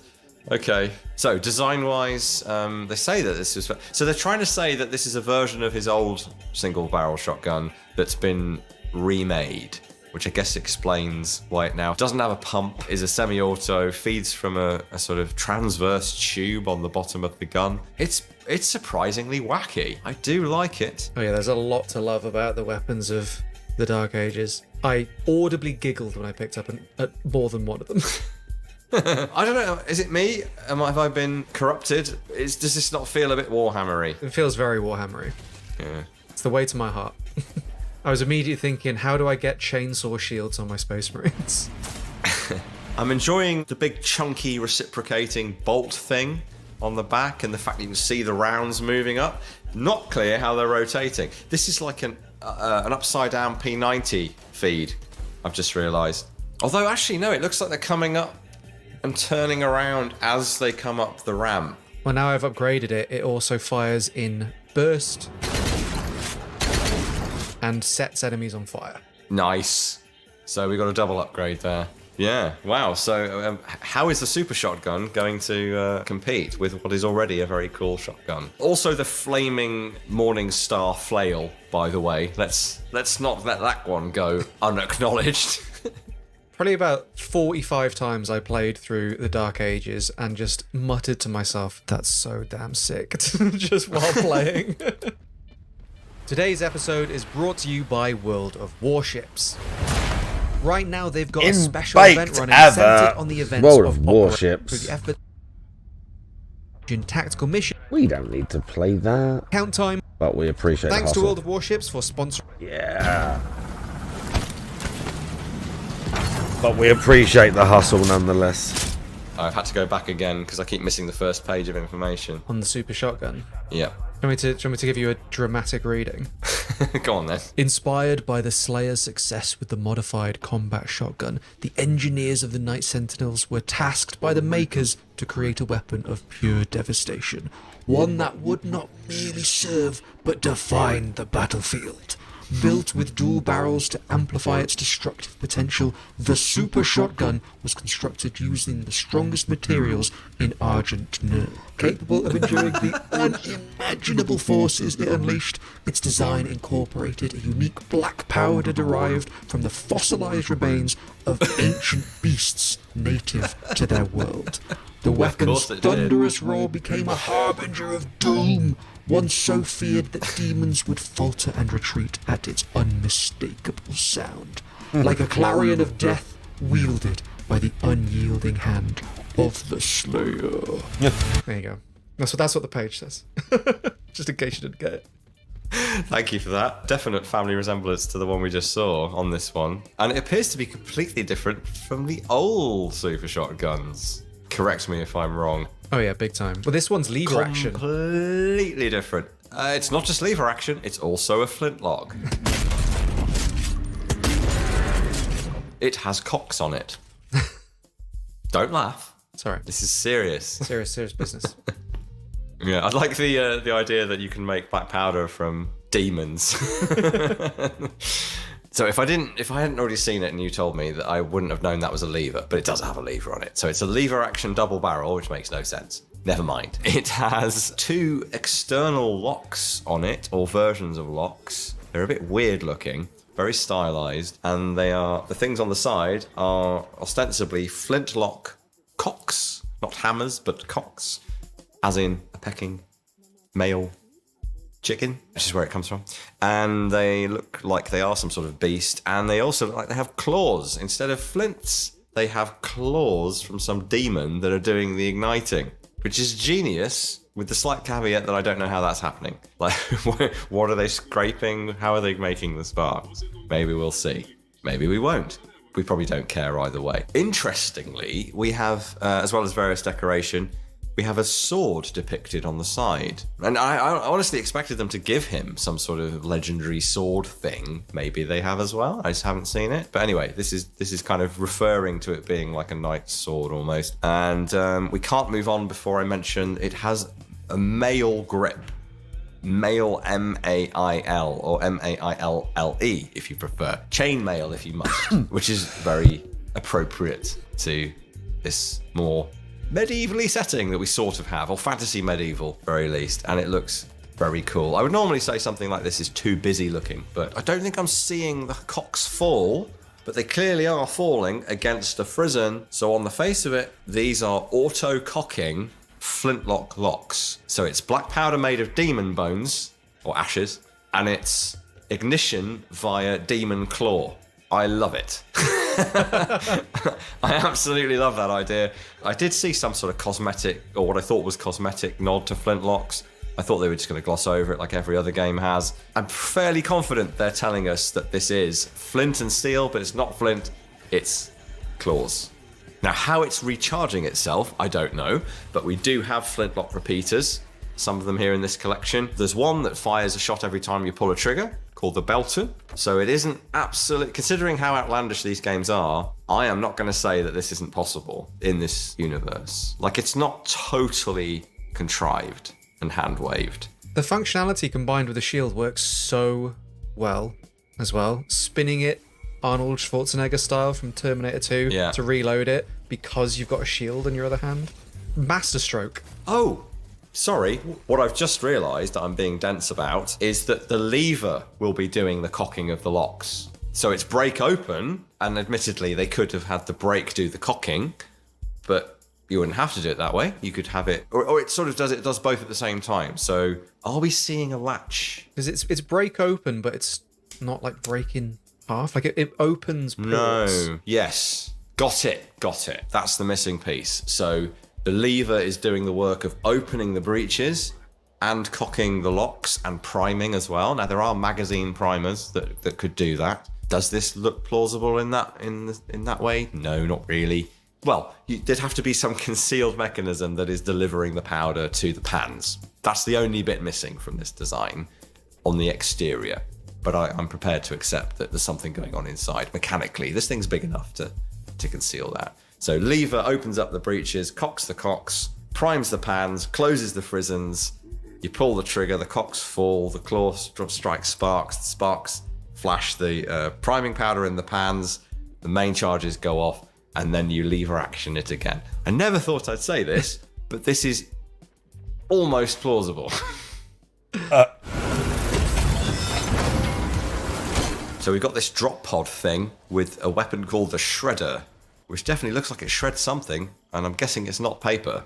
Almost hint of skeleton there. It reminds me of the cover of the last Ghost EP. It was all very cyber industrial, but with bones. They're not bones, but it always has that kind of ribcagey hand vibe to it. And yeah, it fits that Sentinel technology that we've seen in the previous games. Now the head there, that looks like a modern hunting broadhead type point. So this is a full auto crossbow kind of, I gather. It's a bit more like a nail gun. Okay, fair enough. But the nails are, oh I see, yes, because that's not the head of an arrow or a bolt, that is the projectile. So it's like a hyper specialized nail for nailing demons through the face. Cuts through flesh, armor, and bone alike. Interesting. Well, the trouble that games like this, I think, must always have is how do we not, like, this weapon's incredible. Why don't we just use this the whole time? But that's the secret, isn't it? That's the creativity. Oh wow! So it's even more metal than I thought it would be. It's propelling the projectiles using a great big hammer by the look of it. That's the vibe I got as well. Just like smacking them like a jackhammer. I don't know how they do it. I really don't. You can fill enemies with these needles, nails, spikes, and hit them with the shield, and then they all explode out like the enemy has become a grenade. It's so satisfying. And it has some kind of mythical energy power supply as well, I gather from the write-up. This does look fantastic. The Captain America shield as well. Captain America, if he was really, really mean.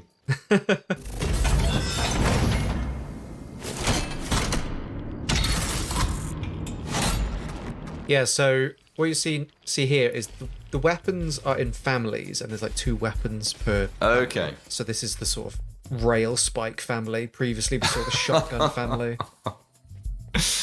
Right, so the Impaler.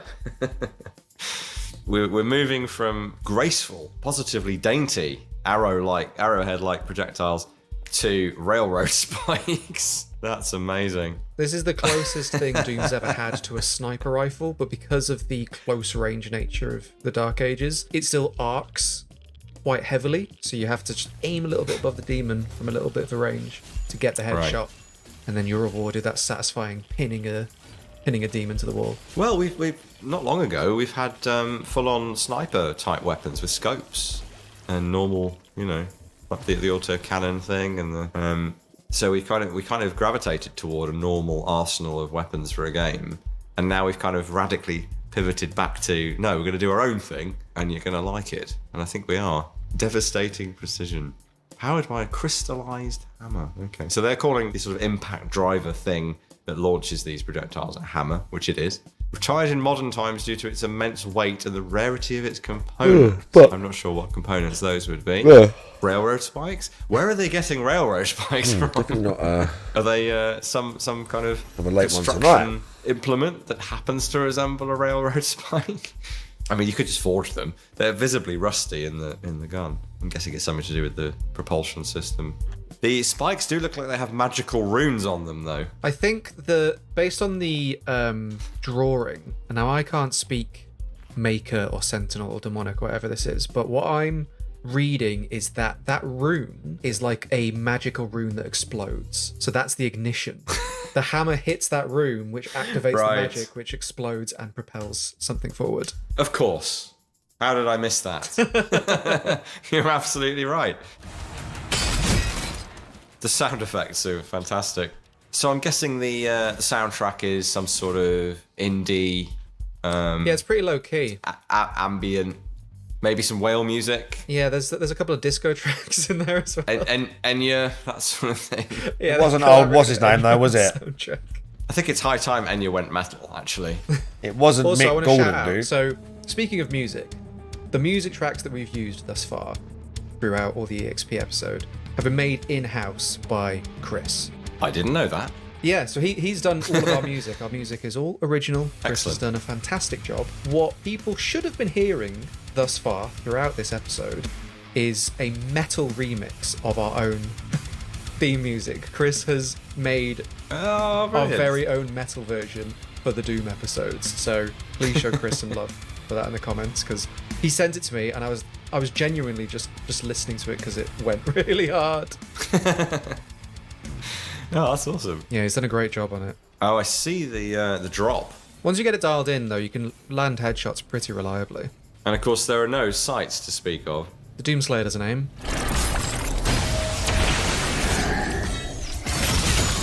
It's the sort of thing that if you'd set this in a realistic setting, the tabloids would just be a buzz. I think we need a demon rights organisation, frankly.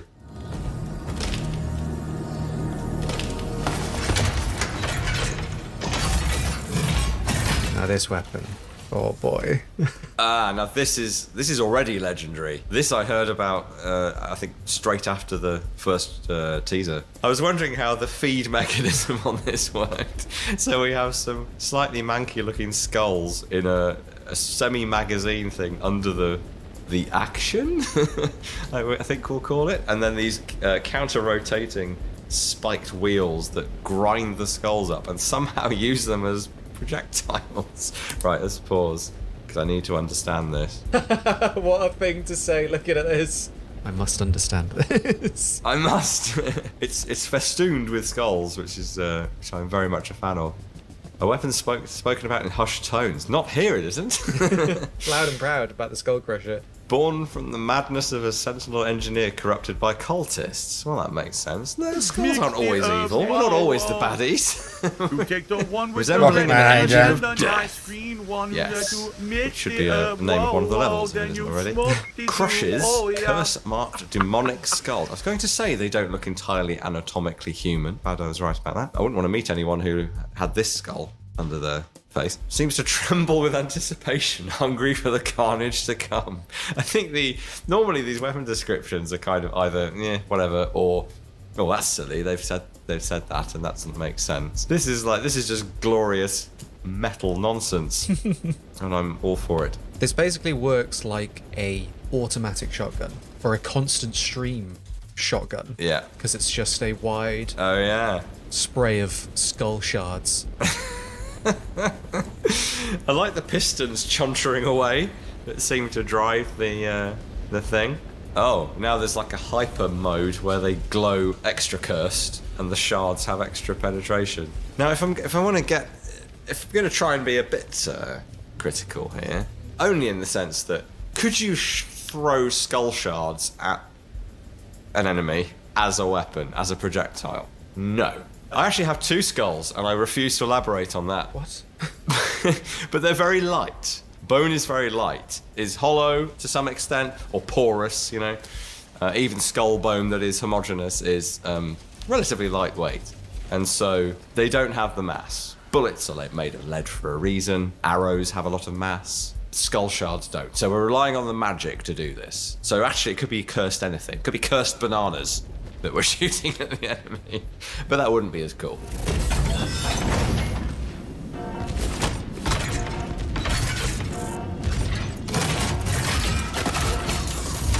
All right, we're onto a weapon called the Ravager, which appears to be the same kind of thing. It's the same thing, but it's got like a choke on it, so the spread is much tighter. A skull choke. Where existence is classified. Classified by and for whom? The Ravager's use is kept hidden from the public. I'm assuming we're talking here about the Sentinel civilization. Yeah, because it's made by like heretic cultists, so pretty bad PR to be using like a hell weapon. I think the implication is. Yeah. I'm just picturing a normal sort of 2.4 children family of these weird aliens just sitting around reading their newspapers and finding out about this new weapon that someone's leaked. I've thought about this too much. I like all the sparks. The sparks look really cool. Bone doesn't usually spark when you crush it, by the way. Well, this is demon bone, so maybe it does spark, or maybe it is heavier. And there you go. Maybe. So the velocity comes from the magic, but the ability to actually penetrate through things is maybe intrinsic to super hard, sharp demon skulls. That's what we're going with. This is what all of the evidence has led us to. I look forward to the double-blind peer-reviewed paper on this one. I'd love to write that, by the way, and submit it to, to a journal. Incidentally, as I'm seeing you getting attacked by those energy balls that are connected by a middle thing, I am reminded of a chain shot that was used in a naval context to destroy masts and rigging on ships. And it kind of does that for you because it's wide and it's hard to avoid. It's funny you mentioned chain shot because we'll have something akin to that coming up. Hey, just quickly popping up to say if you're enjoying this episode, we have a longer, deeper, extended edition, plus over a dozen other Director's Cut episodes over on our Patreon. Each patron goes a long way into keeping this project alive, but whether you're watching along on YouTube or come and join the Patreon, we wanted to say thank you for watching, thank you for all of your support, and now I'll get back to the video. Right, so this is our nod to plasma rifle slash BFG, I guess? Yeah, like the plasma rifles of Eternal. Eternal had the more blocky... Yes. Harkening back to the original Doom design. I'd forgotten about energy weapons because we've gone so kind of old school with blowing chunks of metal through people's faces. I hadn't thought about the fact that, yes, we're still going to have energy weapons because we still have high technology. So the whole medieval thing is really just a vibe. More than anything else. It is a vibe. We have absolutely no reduction in firepower. If anything, we have more. Oh, okay. Channels superheated plasma through a contact shock chamber, forming a frozen hardened shell. Oh, wow. So it's frozen shards of plasma. That's new. So it's not quite like the previous plasma weapons. I need more tea to get me through this.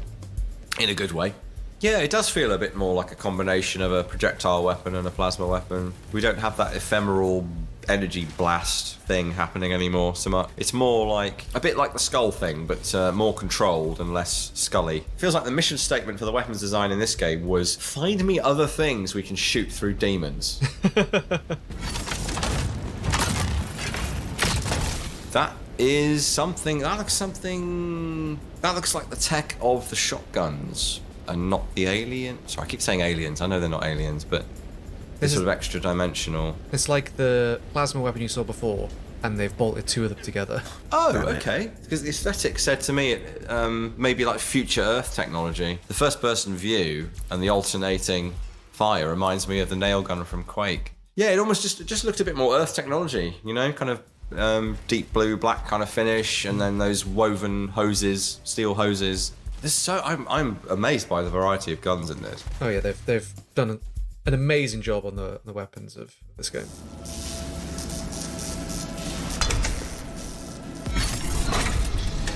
You mentioned chain shot earlier. Oh, holy cow. Doesn't function quite like naval chain shot, but is very cool nonetheless. Again, a radically different aesthetic for this as well. This almost looks chiseled from some kind of substance we don't have. Terrifying artifact pulsating with a sentient malevolence that whispers from the abyss. Yes, that checks out. Okay.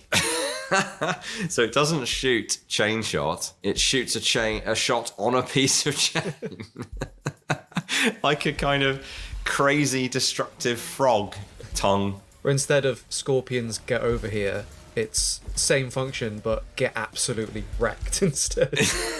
I like that. What's really satisfying as well is if you miss, you can move your point of aim a little bit, and as the ball comes back, you'll hit them in the spine instead of in the face. Oh wow, what a great idea! So it's a gun that's a melee weapon. Yeah, this one was very satisfying.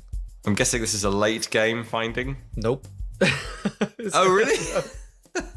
No, you get all the stuff that's dialed up to 11 quite early. Okay. Which is fantastic. That's the other thing it reminds me of. I'm still not sold on the that old game. ball in a cup. I'm still not sold on Doom the Dark Ages. Doomslayer's bored on his day off, but he's like shooting in the air and catching it again. Yeah.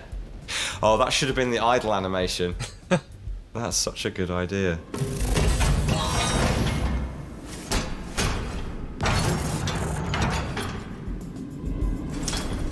Okay, this reminds me of one of the previous weapons. Only that didn't fire miniaturized sea mines, which this seems to. Yeah, this is the grenade launcher. I mean, let's not forget that 17th century grenades were, in fact, iron balls. Sometimes they were other materials, but cast iron balls with a hole for black powder and a fuse sticking out that you light. This feels a bit like a nod to the old grenado, or maybe the artillery shells of a bit later on. I love the way they bounce around. That's great. So from a weapon that looks, by Doom standards, fairly conventional, like it might just punt something out, it's actually a sort of physics-based thing. Oh, airburst. Nice. Boink. That's fantastic. Again, maybe a bit of a callback to Quake 1 with the bouncing grenades.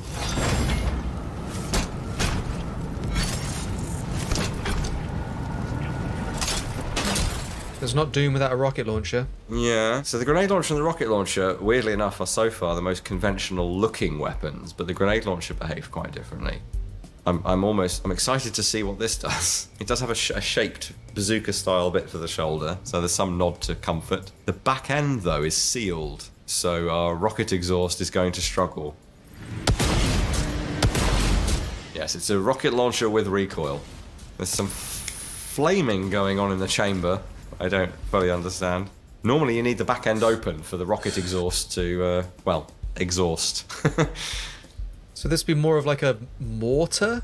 Yeah, kind of. Well, yeah, I'd say it's more like a mortar, but you're using it in the direct fire role, pretty much. These do have a sustaining motor in them, so it's like a rocket-assisted mortar. Or maybe it's like the propulsion from the railroad spikes. Magical rune on the base of the rocket. Could be.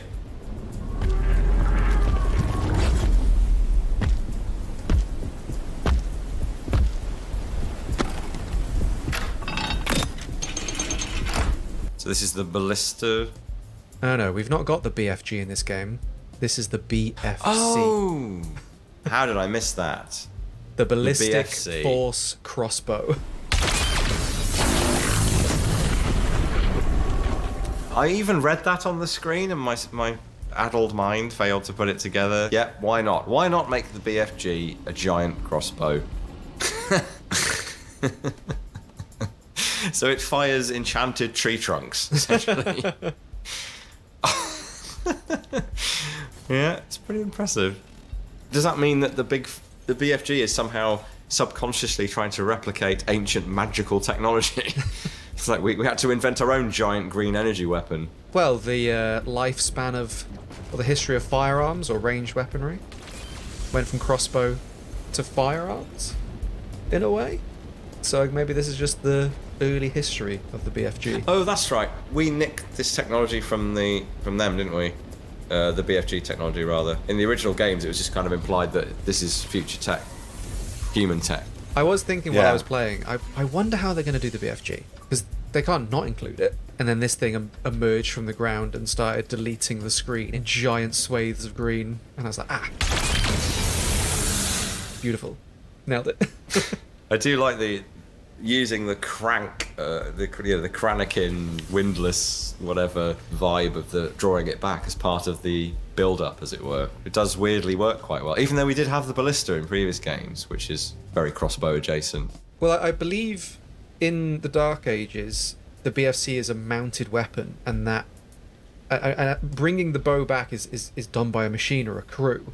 But because the Slayer is the Slayer, you can do it by hand. Yeah. So it's not the ballista of the previous games, but it is essentially a ballista. Yeah, very good. Well, very much looking forward to playing that. It's rare that something is more exciting to watch than a lot of games are to play. There we are. Assault mode engaged. Thanks again to World of Warships for sponsoring this video. Remember to check out their Operation Dynamo event, and new players should sign up using our link in the description below for some very cool rewards. Thanks Thank you all for watching. We had an absolute blast playing Doom the Dark Ages, breaking down its grim gothic weaponry, and bringing you this episode. If you enjoyed it, make sure to click the like button, leave your thoughts in the comment section down below, and of course, subscribe. As always, I want to give a huge shout out to all of the Slayers over on our EXP Patreon for helping support the channel and making this content happen. Links to support the Royal Armories will also be in the description, so make sure to check those out, as well as all of EXP's social pages. But until we see each other again in the next episode, thank you again for watching, and we will see you very soon. Once again, another game we had a poor experience with. Once again.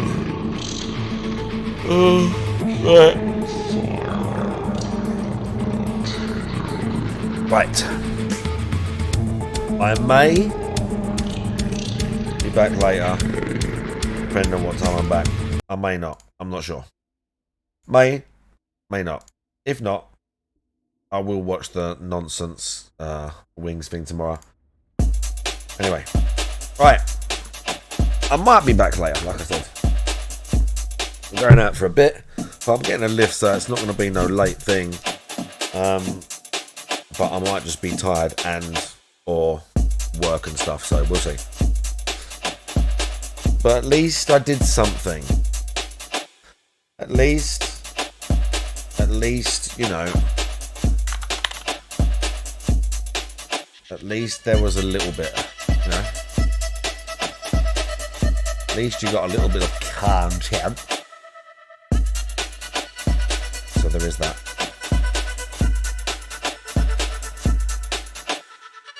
Okay.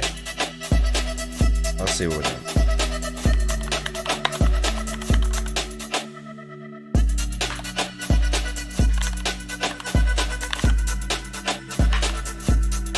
I'll see where we're going.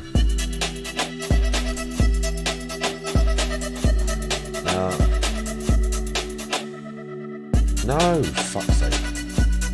Anyway, as I say, I might well be back, even if it's just to like, play some nonsense for a little while.